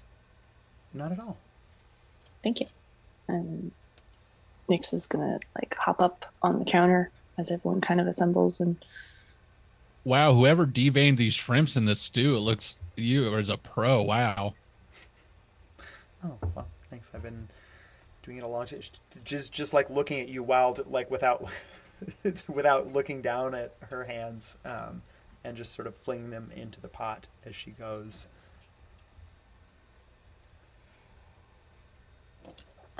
Nix, if you're trying to open up that oyster right now, give me a sleight of hand check.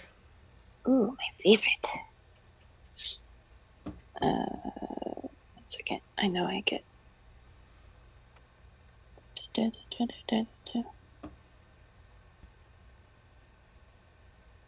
Okay. Stealth. I was seeing if I had added a d4 to that on top of things. Okay. That is a 24. Okay. On a 24, you feel it when the point finds the hinge of the oyster. You go in.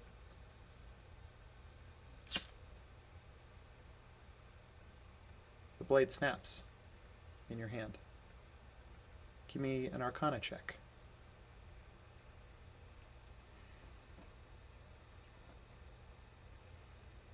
$22.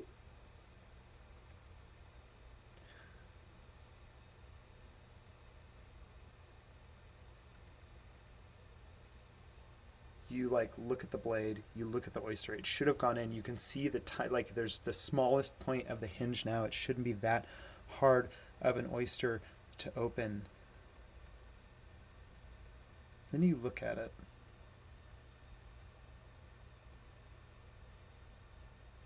It feels heavier than it should for the size.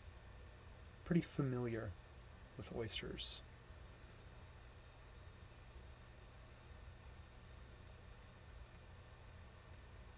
It's magically sealed. Nix, what do you got there?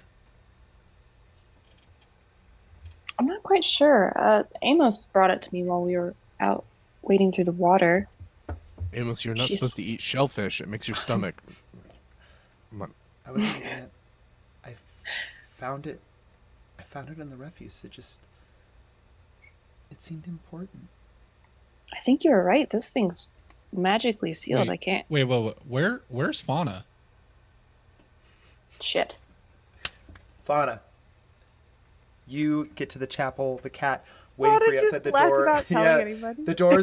The door's cracked here. And you see the cat is sort of up on a rock, sort of just outside the door, not really wanting to touch the water. Okay. You don't care. I just don't. The water in there is pretty deep, and I don't. Yeah. Okay. Fauna picks the cat up. You head into the chapel. Give me a perception check.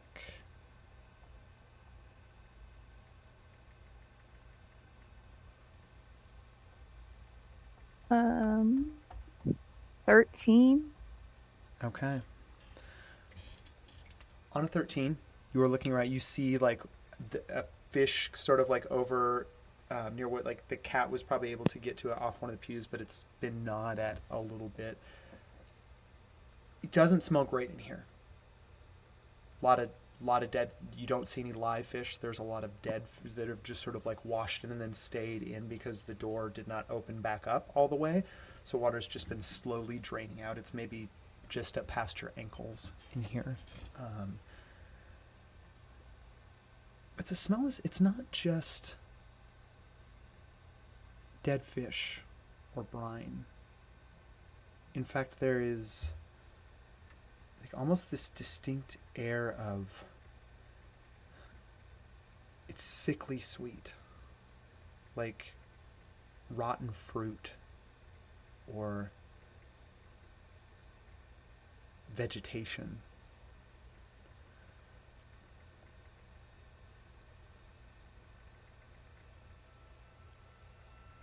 Let me look at Can I? Yeah. Can I do detect magic? You absolutely can do detect magic. You reach out. There's a spot on the floor. It's near the front of the chapel. Even though the water in here is soaked into the wood, it's almost like there's some sort of stain in this area. There's some sort of stain in the wood to begin with, that there's just this dark, almost rotting place in the floor.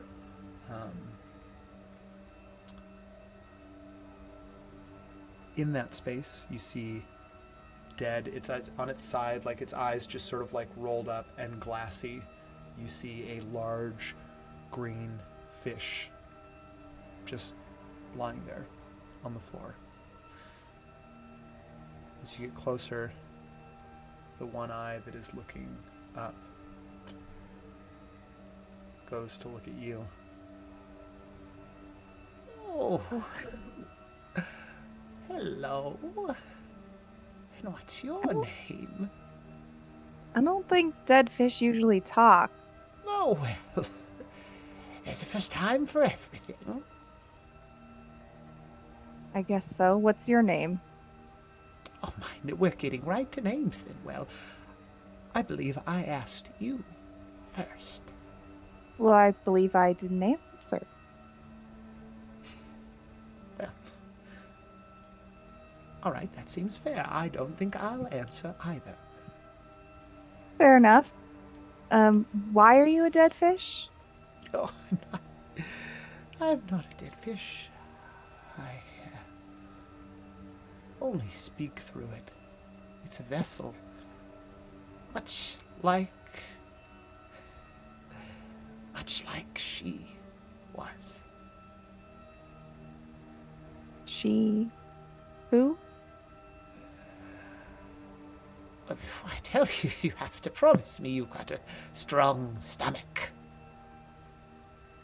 I think I'll be all right. Check the back room.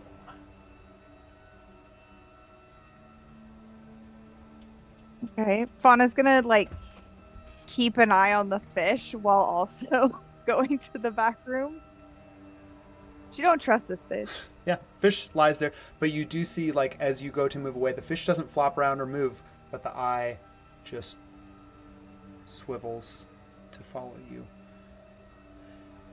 As you are walking to the back, the smell is getting stronger and stronger, and it's not just rotten fruit now. It's like it is bog decay. It is brackish water. It is... the smell coming from the back here is putrid. The cat kind of like... you have to go a few steps up to get kind of onto this higher area at the back of the chapel, and then the room is back here. So no longer in water, like the cat is going to hop down and kind of pad behind you, but stays a few feet back from the door. I'm going to stay out here. It smells really bad in there. I don't think you should go in. I think I have to, but you should stay out here and just keep an eye on that fish. Okay, no, I get that. Now I've actually flipped all around. I am very curious. I'm coming in with you. No, okay. Yeah, come on in. And the cat slides in the door. Oh, God. Fauna goes in after it. You go to open the door. Back here, ropes made almost out of like vines or plant matter braided together, tied to these like almost organic anchor points in the corners where the wall meets the roof. You see a body. Green skin, similar to Cletus, hanging from these braids. Their eyes shut, but the lid's like barely open, so you can almost sort of see the whites of their eyes. Mouth open. Dried blood is just kind of caked down from the mouth, going down. And you see from about just below the throat to well down past the navel, this body has just been vivisected in the front. It is open, as if something has exploded out from the inside of it. So it's a hill giant? It's a hill giant. Is it a lady hill giant? Is it anyone that I know personally? Ali, I will tell you right now Not that Fauna. when I She had wouldn't you know. make those D20 rolls, Damn it. they were not for Wow, Fauna. rough. They were for Well, Odell. R.I.P. that character. Wait, were those death saving throws? They were indeed. Which Also, what did I roll? we'll get to yours later. That's the shame. You can Fauna, you can make me an investigation check if you want. yeah. Yeah, Fauna, I mean, obviously Fauna doesn't know who this person is, but Yeah. that's a But real you bummer. you do see it's a hill giant. Yeah. 15. On a 15. To have come from, like, it's... The scene that you're seeing... Fauna, this is probably one of the most horrific that Fauna has ever seen. I mean, I guess you did see that priest back in Imago be, like, that fell spirit ripped out of... That was pretty grisly, That's too. pretty bad. It is like something inside of this person tore its way out. This is because I ate that thing, isn't it? Decisions have an effect on you. You fucking did. You did eat that. Oh my god. Oh god. Okay. Focus on what's actually happening right now. Fauna, I think he's gonna take it's pretty rough, so she has to kind of take a moment to collect herself, and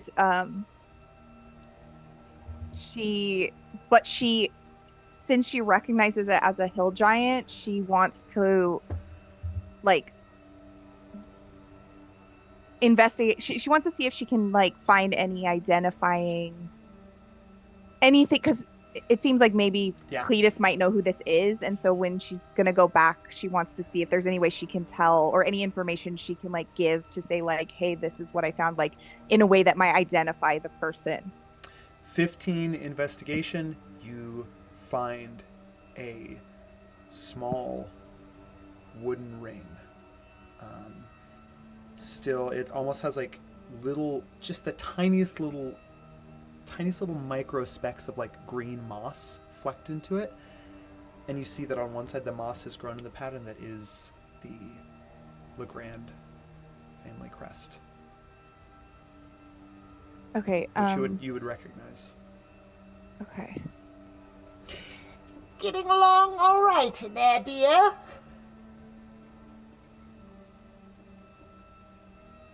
Fauna's just gonna ignore that. She's real mad. She's going to take the ring with her,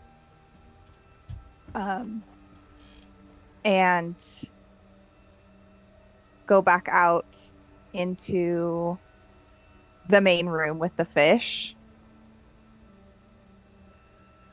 and without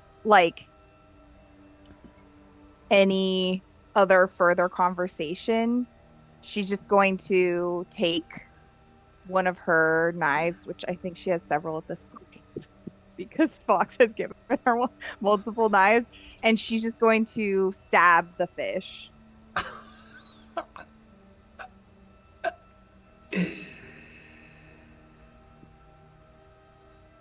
The fish gives a final couple twitches. The eye rolls back for a moment, and it is quiet here in the chapel. Then the eye flicks back. You should know better than to think just killing the vessel will get rid of a witch.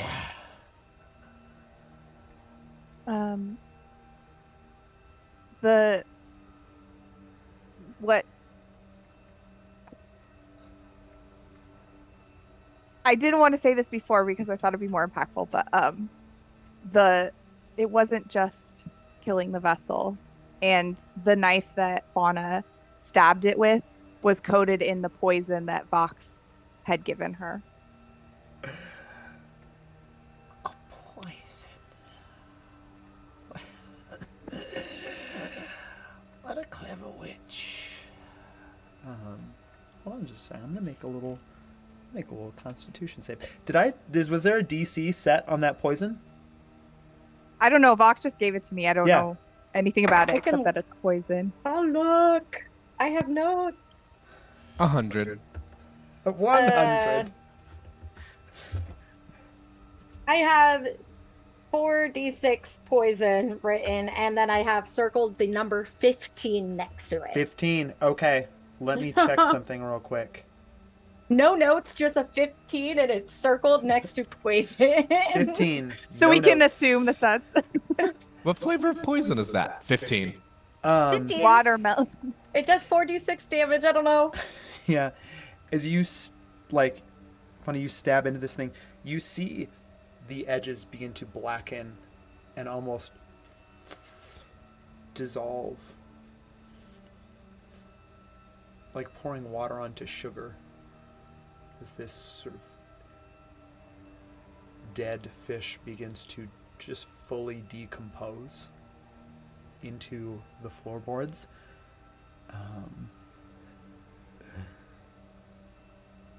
And as it does, the last thing to go is the head and the mouth of the dead fish, still making direct eye contact with you. A very clever witch. I suppose we'll find out just how clever you are. And just fully dissolves.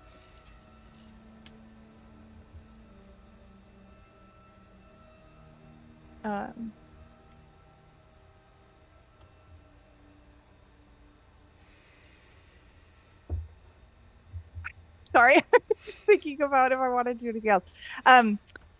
Fauna is going to just give the dissolved fish puddle one last glare, and then she's going to turn around and head back to try to find the group. Yeah. As you go to leave, give me one last Arcana check.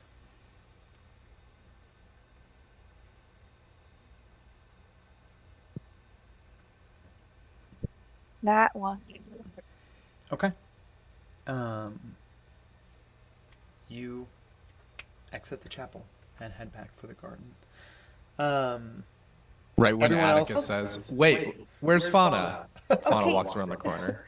Nix, are you sure you're doing it right? Like, break your knife? Do you want me to try? We do Nyx have is spare gonna knives. open their mouth to retort, and then thinks that Vox humiliating herself trying to open it would be much better, and is just gonna toss it over.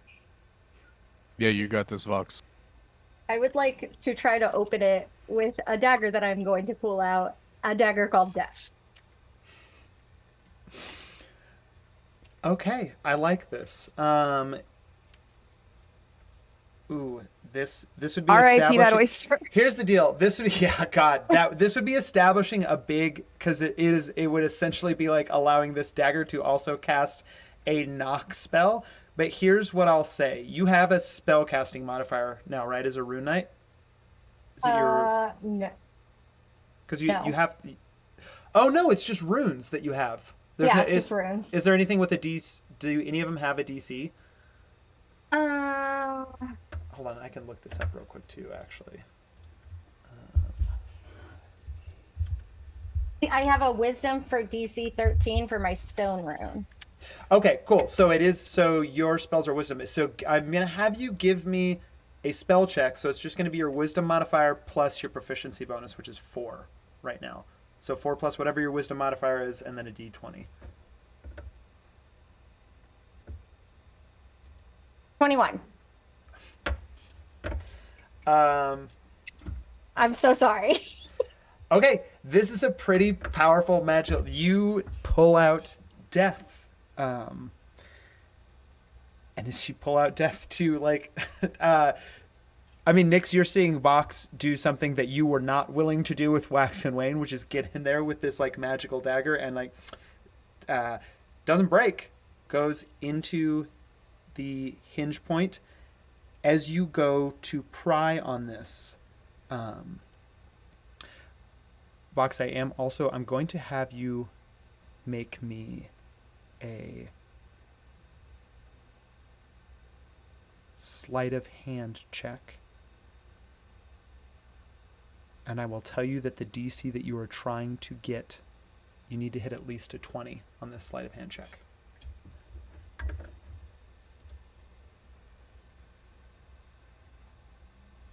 I got a 21. Okay. Goes off, you like loosen it pretty quickly, flip the top off. Cheater. Inside. Use the dagger to open it. Here, do you want to take your damn oyster back? Yeah, Nyx is gonna snatch it back and look what's inside. Fox would definitely just toss it. Her goal was just to open it.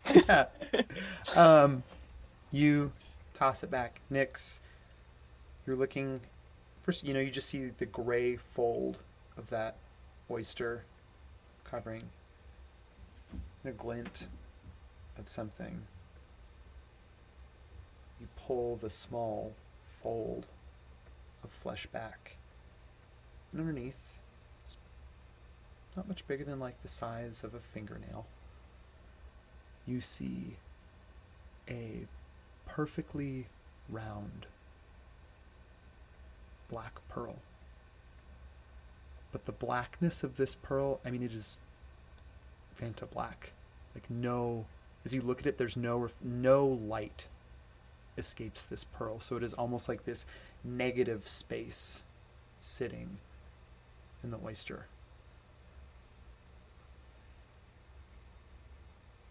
What is the vibes on this thing? Do I feel magic coming from it itself? Does it feel...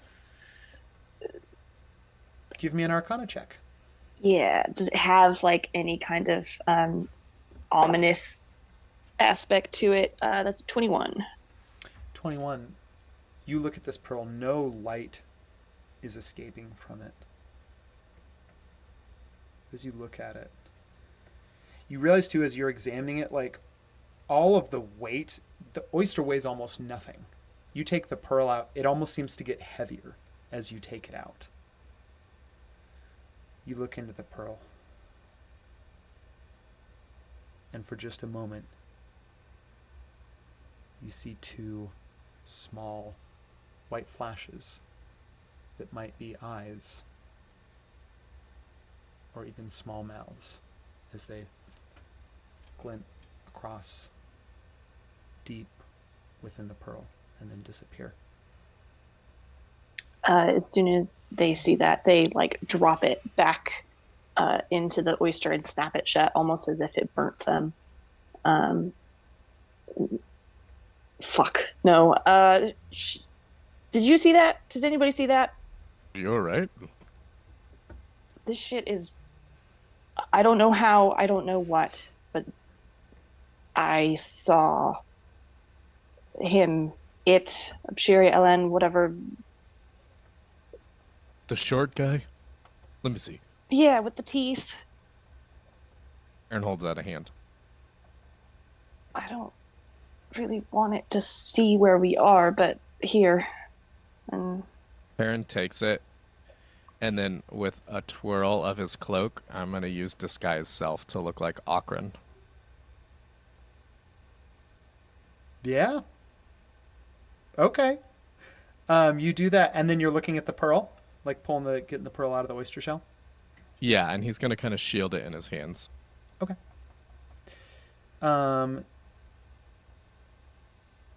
Give me an Arcana check. Atticus is just eating some seafood soup. Just standing by the fire getting dry. Baron slurp, turn slurp. into a giant nasty bird in the house, and then What up? I'm Big Bird. Did you Arcana? Yes. 22. 22.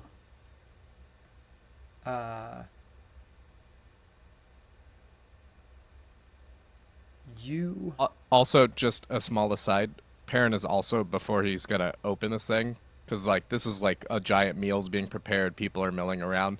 He's gonna scan the crowd and see if anybody has a reaction to him suddenly looking like Ogren. Atticus goes, yeah, you do look like him a little bit.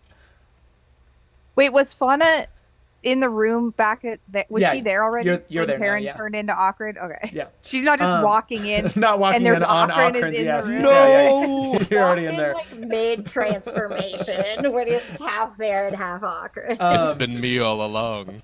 No. I mean, you transform. Octavia is like cutting shrimp and like turn. Oh God! I hate it when he Sorry, does that. I'm doing something. Yeah, I'm doing something. I'm busy. Just hold on. Yeah. Okay. What fine. are you doing? You said it was a 22 or a 24? 22. Okay. 22. Okay. I'm sorry. 22. You're looking at this pearl, Perrin.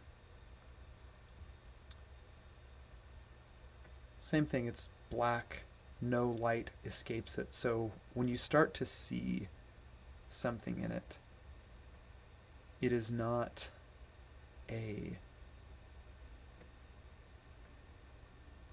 reflection, but something deep. Like it's almost like looking at this pearl, like the longer that you look at it and focus on this negative space where no light escapes, the longer you look into it, the more it seems vast, as if there are no boundaries around the thing, and it is just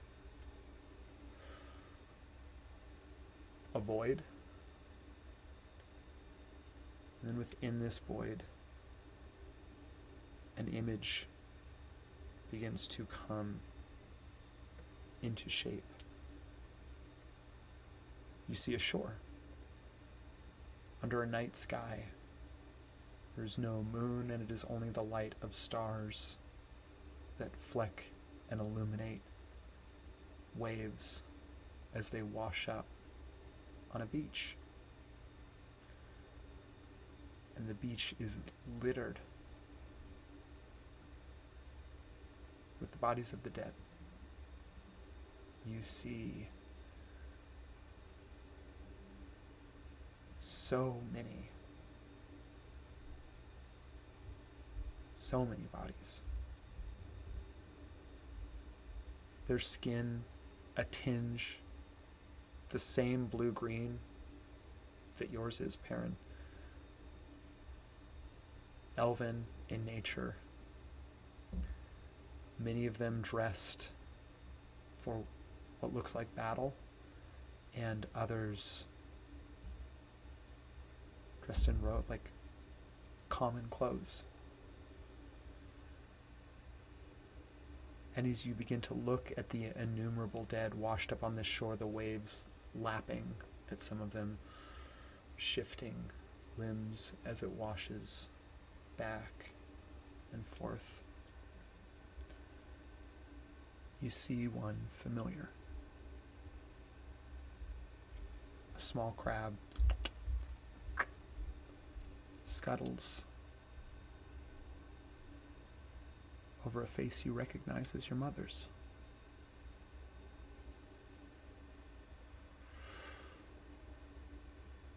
And it goes back to a void.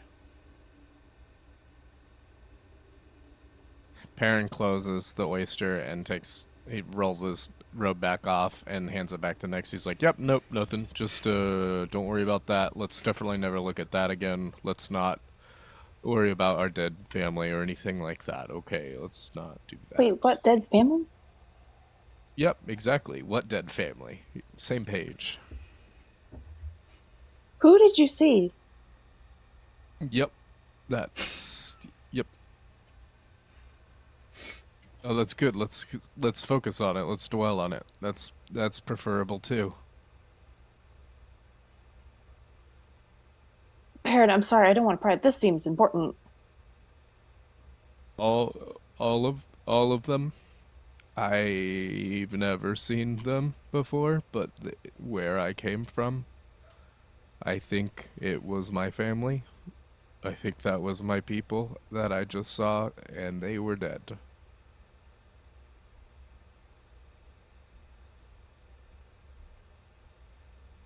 So, do we?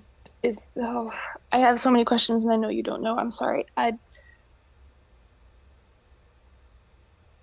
Has this happened, or is he just taunting you? I'm assuming it appeared like it was. I mean, wait, the one that he recognized was. How did he recognize anything?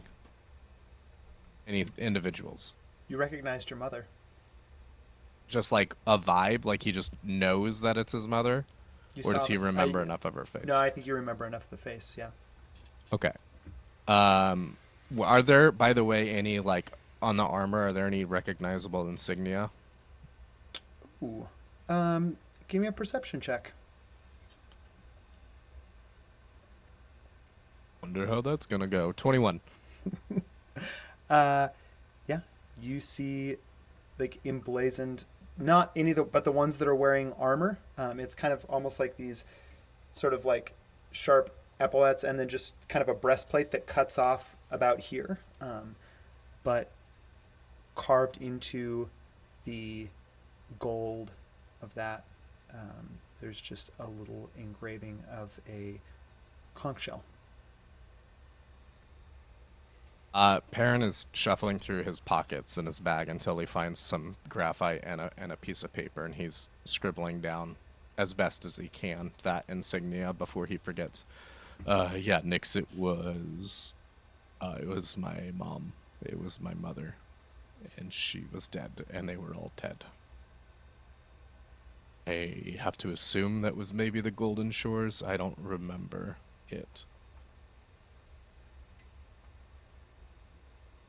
To be clear, did Perrin see Etheria? Yeah, I mean, Perrin, if you're giving a description, yeah, I think Perrin is giving a description, and Nix, you would know. Well, if he said his mother, then did you say that, Perrin? I said mother. Yeah. I think you did.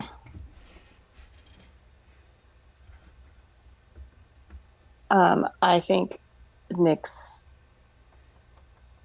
pales and kind of quickly.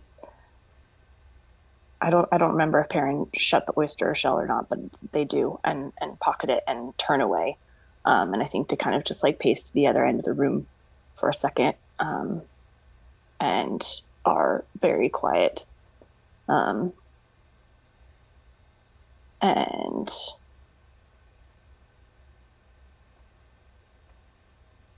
I don't think they'll say anything for a long time. And then when they do turn around, their face is completely wiped of emotion and very serious. And I agree then. Let's move on. Fauna, where'd you go? I went down to the chapel. I found something. I need to talk to Cletus about it first. Was it marriage? Perrin, this is serious. I mean, Perrin, you see the ring that Fauna is holding. Well, while they talk, we should probably talk about how there's still a hag in the area that's clearly involved with all the shit going on Specifically here. said she was friendly. To me. Just invite her over for a cup of tea. Yeah, actually, Atticus, could you tell me a little more about the hag? Because I think I might have I just had a conversation with the dead fish, and You had a Are you gaslighting us?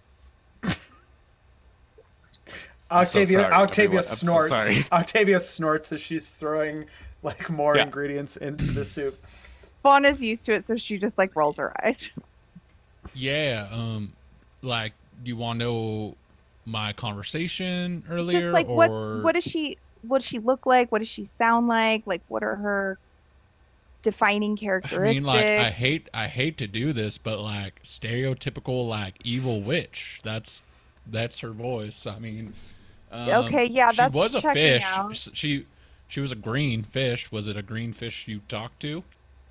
Yeah, it was a big dead green fish. Hmm. So another person Ha- saw the hag, and the hag's still alive. Hags like to like be really like talk through really creepy shit all the time. So that doesn't Yeah, surprise me. that seems like it was her. She wanted to know who I was, and I didn't tell her. And then I found a thing that I need to talk to Cletus about. And then she seemed real shady, so I stabbed her with my poison dagger that Vox gave me. I don't know I if it. approve. Thanks. I don't I'm know if so it did proud. anything, but Yeah, they do their little yeah. secret handshake. I mean, like hags usually just like you have to like kill an actual hag. Like I doubt it was a fish at any point. Yeah, I couldn't tell if it did any. I mean, it seemed like she was in the fish somehow. She was talking through the fish. So I don't know if the poison did anything, but it seemed like she wasn't a fan, so I don't know. But I came right back here because I wanted to tell you all. But I don't know. She seemed very threatening, but also like she wanted to be friends. It was a weird vibe. If the Yeah, hag is yeah. poisoned, would it now be the perfect time to go after her? I mean, I don't mean, know where I'd- she is. The fish is kind of dissolved into the floor, so I mean, I've been to this hag's like dwelling place before, but we like it was me and Candor, who unfortunately passed away, the ox, and actually Cletus's cousin was part of that as well. She wait, I'm helped. sorry. Cletus's cousin was here? Yeah, what's she Yeah, like? Odell. Yeah. She helped a lot. Yeah, we traveled together for a couple of years together, and Cletus was back home, and she wanted to get out and see the world a little bit, so she tagged along for a little while, and we came here. It's been a while. Actually, I didn't see her at any of the functions for the Legrands. That's odd. She's a kooky one though. Atticus, I think I might know what happened to her. Is do you Cletus mean? with us right now, or is he with the other group? Did he come with us? He did come with you. Okay. Cletus is not in the room right now. Okay. I wanted to tell Cletus this first, but since you knew her too, I found a body in the chapel, and it had this ring on it. She's gonna hold it out to Atticus. Can I confirm? Well, it's a Legrand ring. Yeah, you would immediately recognize it. Is it specific to her? Like, do they all have different versions of the ring, or is it just a Legrand ring? It's not all rings would be the same, but you would recognize the crest immediately. And I mean, like Atticus. Yeah. Sees it and like eyes widen and immediately like grabs his sword and shield and is like, "I'm going down to the Atticus chapel right now." You go to grab your sword, you realize like where you left them, like your shield is there against the wall. Sword's not there.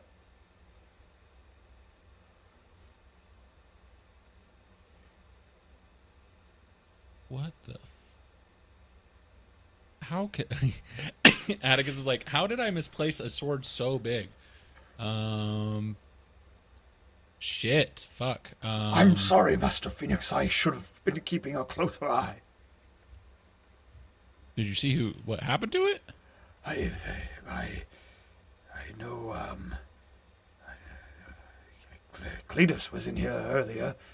I believe. Atticus, just do that thing where you put your sword in the ground and you see what happened before.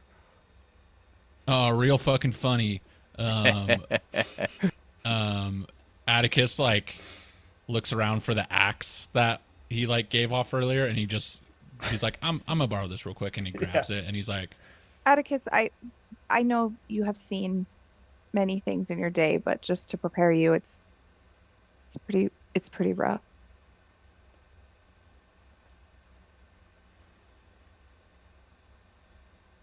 thank you for telling me. I I'll guess see we if I should all can- go. We got to find Cletus too, but I need to. Yeah. I need to confirm with my eyes.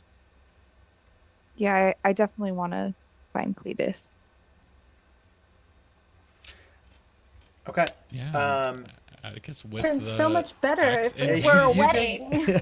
I mean, are you all kind of like combing? Sorry, Vox. Are you like combing, looking? Are you all kind of looking for Cletus, or is just Fauna looking for Cletus, and then the rest of you are heading to the chapel?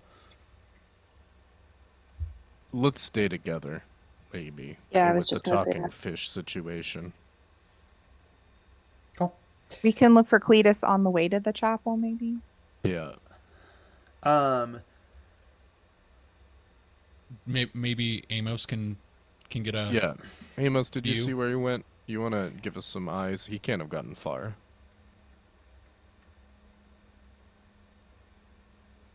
Atticus, you step just into the other room to like grab like one of your bags that you'd also like set, kind of like stuff had just been set here, and it was an exhausting day. And so all of your gear is just kind of like strewn around Octavia's house right now. But as you step into the other room, Atticus, Cletus is right there. It's just sitting on the ground in the far corner of the room. Your sword propped up in the corner. And the way that it's been functioning recently is when you like drive it into something, the images that you get, reflect in the blade, and that's how you see the history of something. You see his back turned to you. And if ever, like, everyone else would kind of like hear you go in here and then just sort of like stop cold. So if anyone else is coming in to check the room too, you also see it. Reflected on the face of the sword. The image, Atticus, that you got, and I think viewed yourself in a private moment that we didn't see, which was Cletus' sister, Regina, when you drove the sword into her and like wanted an image of what had happened, of the bargain made. And Cletus is sitting there watching this, and you're just like, who knows how long he has been sitting in here watching this just on repeat. And in the blade, reflected, is an image. Atticus, you recognize the chapel in St. Florian that collapsed during the sacking that you fought, who you now know to be your father, outside of, when you believed, rightly so, that Cletus was killed. You stayed. Atticus, you stayed for 3 days because even though you knew in your heart what had happened, you stayed to dig through the rubble of the chapel and look for Cletus's body. And after 3 days, you could stay no longer. And you left. And for days after that, Regina was digging through the refuse of the chapel. No stone unturned, no beam not rolled over, to find some sign of her brother. Until finally, within catacombs beneath the chapel, she found his body. still and lifeless. And you see Octavia lashing the body to her back, climbing up. Rain pouring down, like mud running in rivulets around her as she climbs her way back out of the wreckage of the chapel. Her brother's body lashed to her back. You see her fighting, making the pilgrimage, trying to get back to Solasa to take her brother's body home. Fighting through the swamps of the South Green until she hits a certain point where between the insects and the bog and the bracken, she collapses with weariness. And in this moment you see a familiar figure, black wings, hollow eyes, and a long skeletal beak step out of the darkness and enshroud both her and Cletus with its wings. And then the image begins to repeat.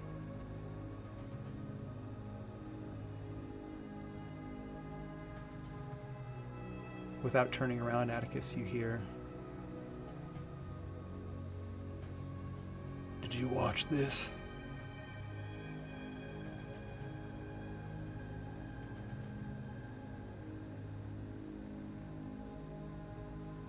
Not yet, no. Yeah. Well, I did. I'm sorry I took your sword. Should have It's all said right. something.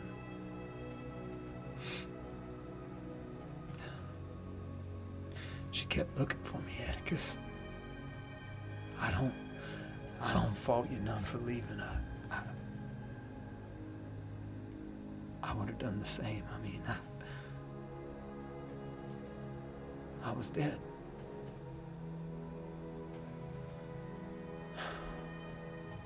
I was dead and you had to go. We always had somewhere to be back then, didn't we?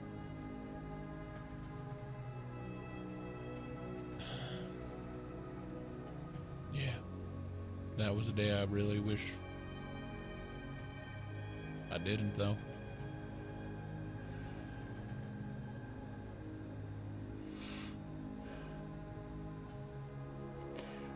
Cletus is going to stand up and turn to face you, Atticus.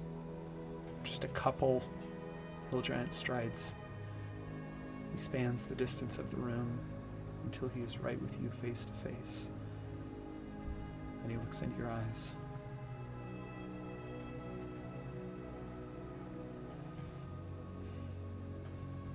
Let's get this son of a bitch.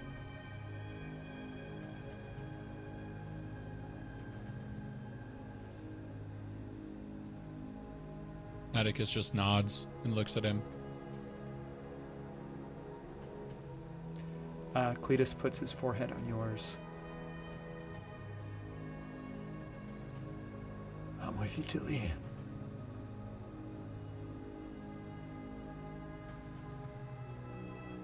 Yeah, Atticus puts his hand on the back of his head and embraces him for a second, then goes and grabs his sword and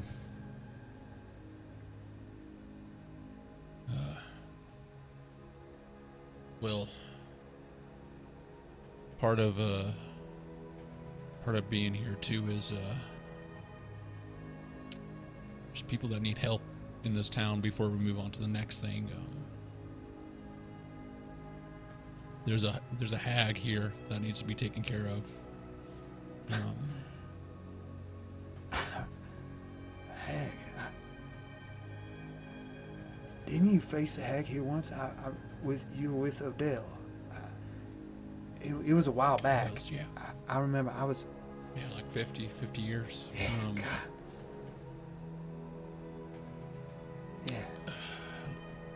Yeah. Fauna's gonna walk over and just hand Cletus the ring and say, What? I'm so sorry. Perrin is gonna whisper to Vox, "Oh man, I really hope he doesn't blame this on the fact that Atticus fucked up and didn't kill that hag before." Shh. Said it softly to Vox. Doesn't hear it. Aaron, shh. Where'd you get this? A chapel down by the water. There was a body. It was wearing this ring.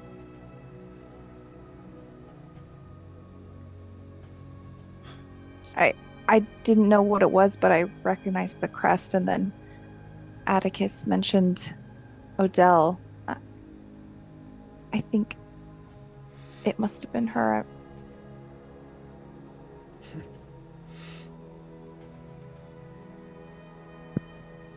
Well, ain't that just a pair? The last Phoenix and the last Legrand. Fauna's gonna put her hand on his arm, just in a supportive gesture, I guess. I haven't confirmed. I'm sorry, Cleese. This is all my fault. If it is, I have a bad habit of not seeing it through, and people get hurt because I don't, and I try my hardest, and it just keeps blowing up in my face and hurting the people I love while I'm still here, and you don't deserve that. And he kind of looks at the group. None of you deserve that. Fauna takes her other hand and puts it on Atticus's arm and says, everything that happens for a reason, whether we like it or not, and all we can do now is take them all out. We will get them. And I hate to be a broken record about this because fuck fate and all that, but we're all fucked, and we've all had shitty things happen to everybody around us. So don't blame yourself too much there. I'm not looking for a pity party from any of you. I just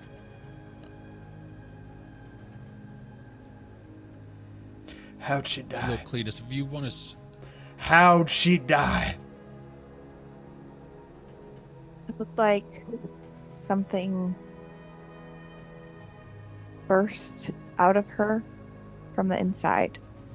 What? I don't know how else to describe it. It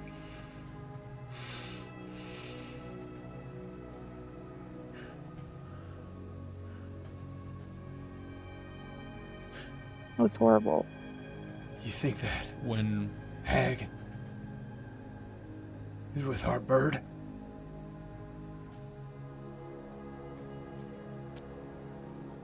When we fought the hag years ago, we were helped by two town folk, and we thought we got her. She tried to escape in a last-ditch effort, turned into water to try and escape. Atticus, I don't need to hear what happened. I remember. You think she's with your bird?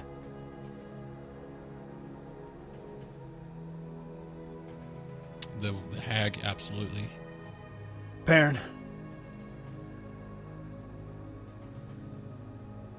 Open the God's damn door. Oh. To where are we going? St. Florian. I mean, Okay. Parent kind of looks around the room at everyone and is like, we good? I guess we'll go? I guess it's time.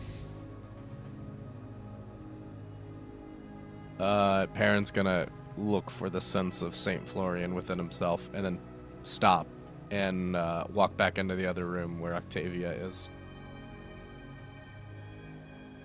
I really hate to... Soup's almost ready. Yeah. I think we have to go. Oh. Yeah. I mean, I'm grateful you showed up when you did. You were a lot of help today. Look, I'm sorry that I left. It's a very long story, and I'm not gonna throw around excuses, but I wish things had gone differently.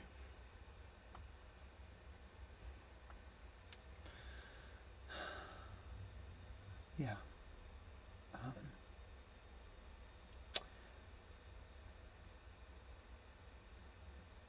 Do me a favor.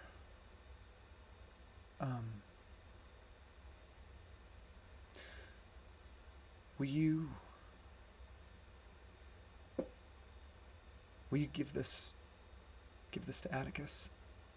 And you see she reaches into a pocket and just pulls out what looks to be a locket.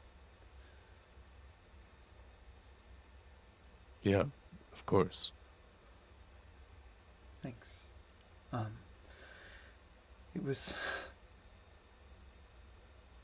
Well, the statue, the phoenix out back, you remember the one in the garden? It's overgrown. Yeah. Yeah, my grandpa always used to make a big deal about it, I guess. I guess as long as the garden's been here, the statue's been here, and before he died, he said if the last phoenix ever returned to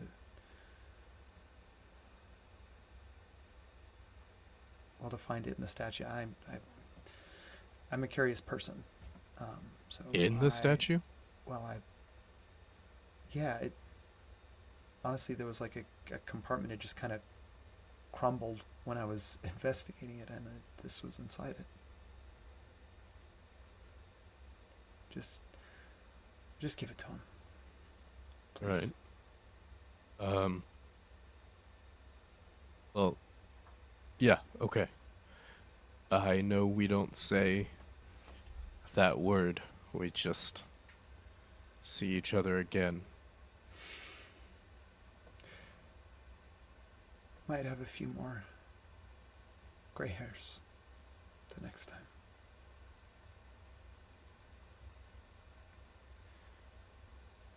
I think Perrin steps in close and just kind of gently takes her hand.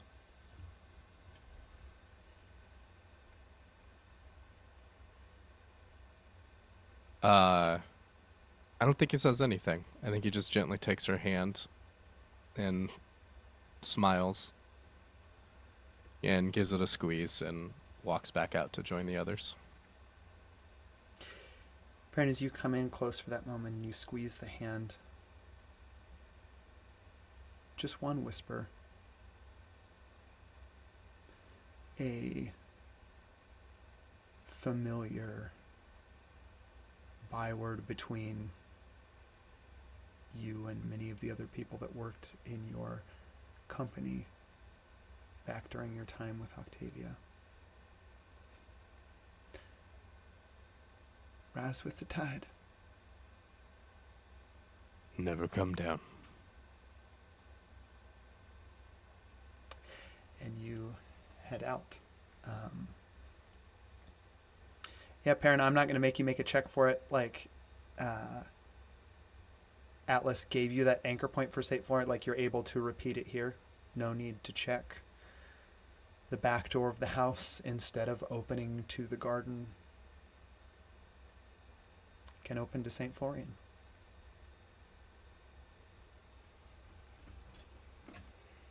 All right.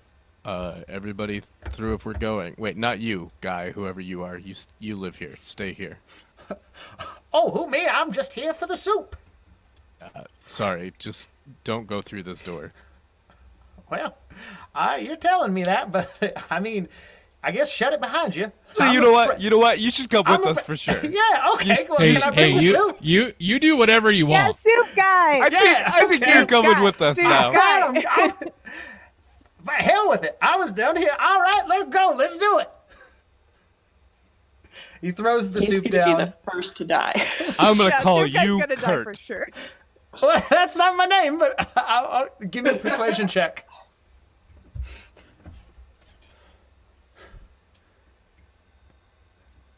$24. You know what? Okay. I don't like my old name anyway. Kurt it is. Let's go. Without waiting, just opens the door in front of all of you and, like, steps through into St. Florian. Well, This is fucking crazy. Yep. Doing this? more grist for the mill, I guess they say. And Atticus walks through the door. Bucks, will you loan Kurt one of your knives, please? He's gonna need it. Oh, absolutely. Oh, no, thank you. I'm a pacifist.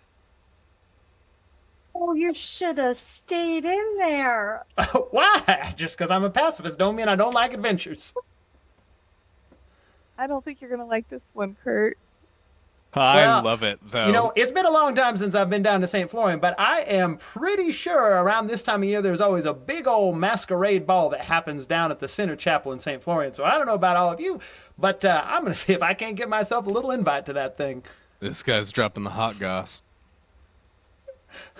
Were you hanging around in here just because you saw Atticus and you thought you might get an invite to this event? I was a little kid. I mean, came for the soup, stayed for the Phoenix. You fucking starfucker.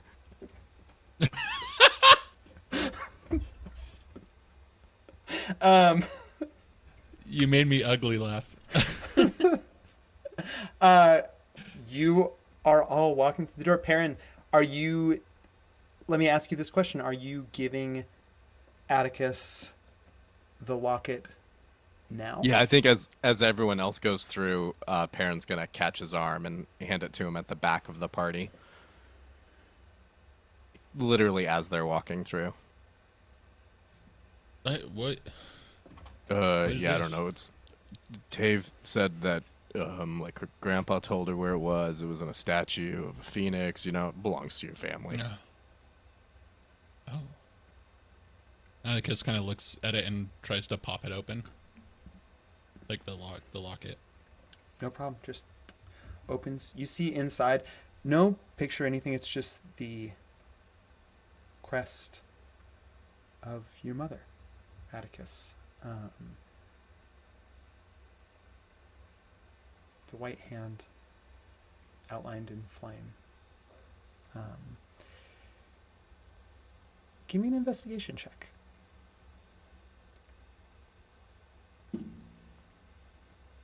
18. On an 18. You've had some time now with the sword. A long time ago, when it's, I think, not abilities given to it, but almost like latent things unlocked in it, like sort of like something that maybe you would have been able to do at a later date yourself, but that was sort of sped up for you. God, I mean, who knows how many sessions ago, but several months ago when Nerlith gave you the blade and it first had the ability to, she called it the revealing flame. And you've used it enough and you are familiar enough with the blade now, not just as a weapon, but as a tool. you don't always have to use it to cut something in half to have it reveal what it needs to about an object. The blade can reveal whatever it touches.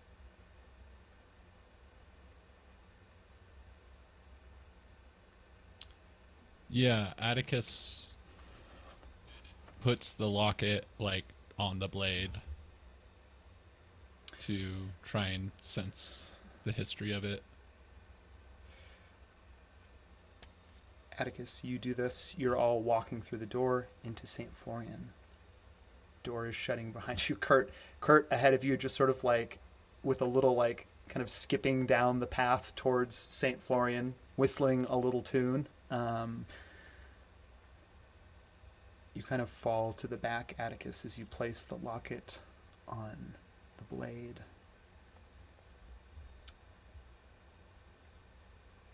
And revealed on the surface of the blade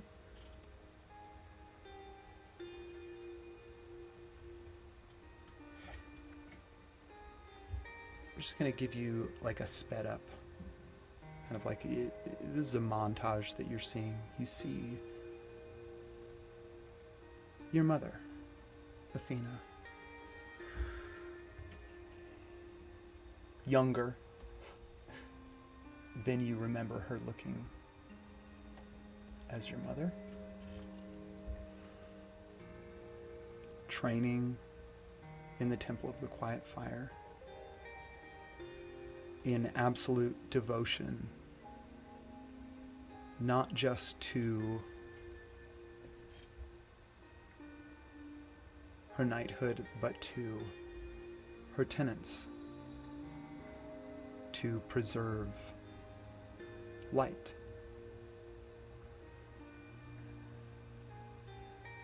And you're not sure how long you're looking at this because you really are getting this like montage of your mother's life from the time when she was like a teenage girl up until you. And it could be 30 seconds or it could be an hour that you're walking down this path, sort of just like looking at the blade, watching this.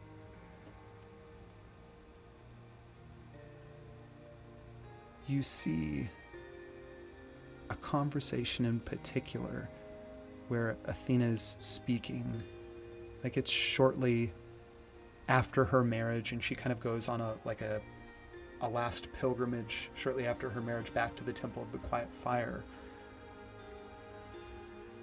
And you see her speaking with one of the monks there. And he draws up behind her. You know, when you have the child, it'll be yours. But he'll also be a phoenix, which means that that curse will transfer to him, too.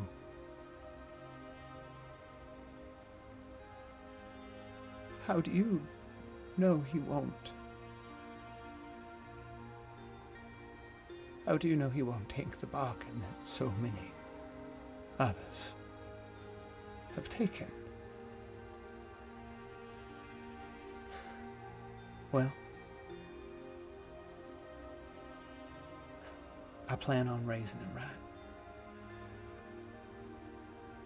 He'll grow up with every story he needs to hear, and every hope that his little heart can carry.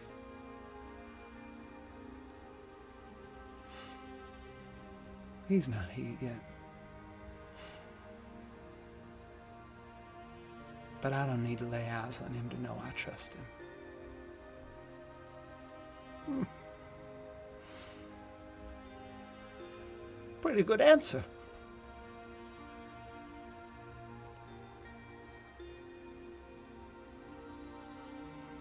And Atticus, the last moment that you see is your mother in the bed at Phoenix Manor, cradling you in her arms, newborn. She kisses your forehead, and you hear her whisper softly the same words written on the back of the locket that you now hold.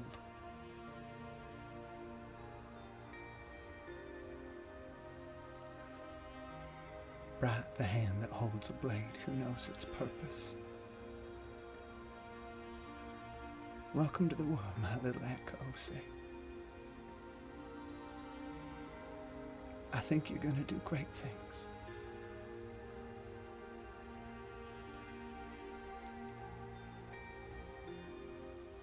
And you are all in St. Florian.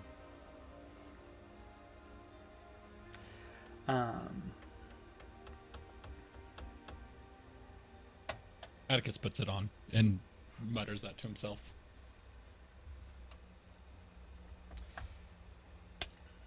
And that kind of takes us up. I mean, next Monday is like our penultimate episode before the finale, and then we're going to actually be doing an in-person live finale on Sunday the 29th. That'll be like a double session for our finale of Arc 2. Yeah. Thanks so much to everyone for watching. This has been Castle Run. We'll be back next Monday with the penultimate episode. If we play Masquerade on stream from Phantom of the Opera, will our VOD get GCM'd aid, yeah. Yeah. This would usually be our ending. August. You are standing on the shore in Portamont, looking out at the waves come in. The last light glinting off of them also catches the edge of your freshly sharpened axe. You hold in your hand a missive from Atticus, the last Phoenix, sent post haste from Phoenix Manor, calling for aid. And you've decided to answer. As you take sort of, this is not the first time that you've left town to go be a folk hero somewhere. You would prefer, I mean, imagine, does August prefer to be here, or do you like the occasional jaunt out? I mean, it's easier to find trouble when you get an invite.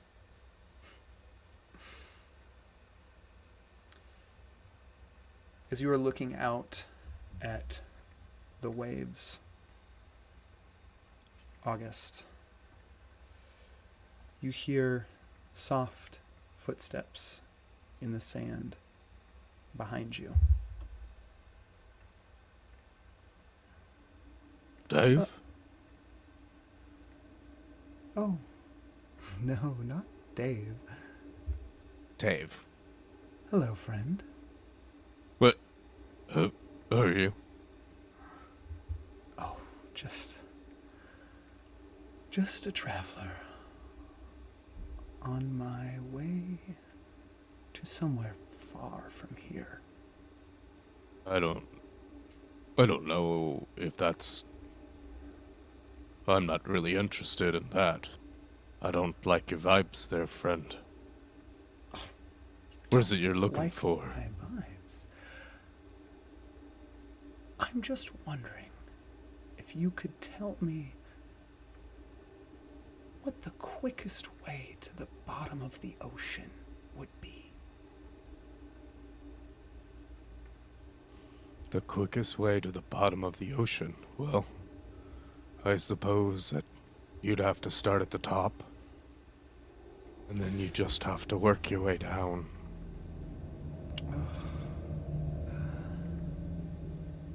Oh, that sounds like so much work. I know. What if I just brought the ocean here? Here? It's right there. What if it got a little bit higher? even a little bit higher. And August, as this is happening, you feel the water rising, not warm like it usually is on the shore of Vermont, but some cold swell coming in, as at first your knees and then to your thighs. Not surging, but just gently rising. I think he reaches out and grasps just the weighted bottom hilt of his axe and the stump and is preparing to flip it over. Now, see here, stranger, that's a nice trick and all, but a lot of kind people live in this town, so I'd appreciate it if you didn't so much follow through on that. Oh. A shame. Well, if I'm going to have such a long journey to the bottom of the ocean, I'm going to want a little company. From inside of your mouth, August, you feel a hand reach out and grasp over one half of your face. As it begins to press in, you feel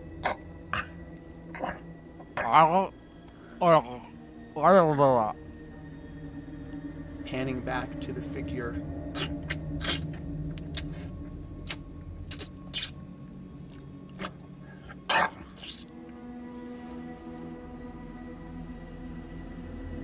Now alone, the figure stands on the shore,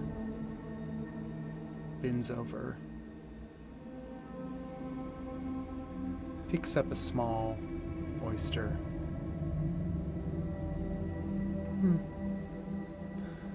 Not so big after all. And throws you into the water before slowly wading into the ocean. And we'll see everyone next Monday for our penultimate episode of Castle Run in Arc 2. Thanks everyone for tuning in. Bye-bye now. Hate this Bye-bye guy. now. Bye-bye. Fucking hate Bye-bye. Bye-bye. Bye.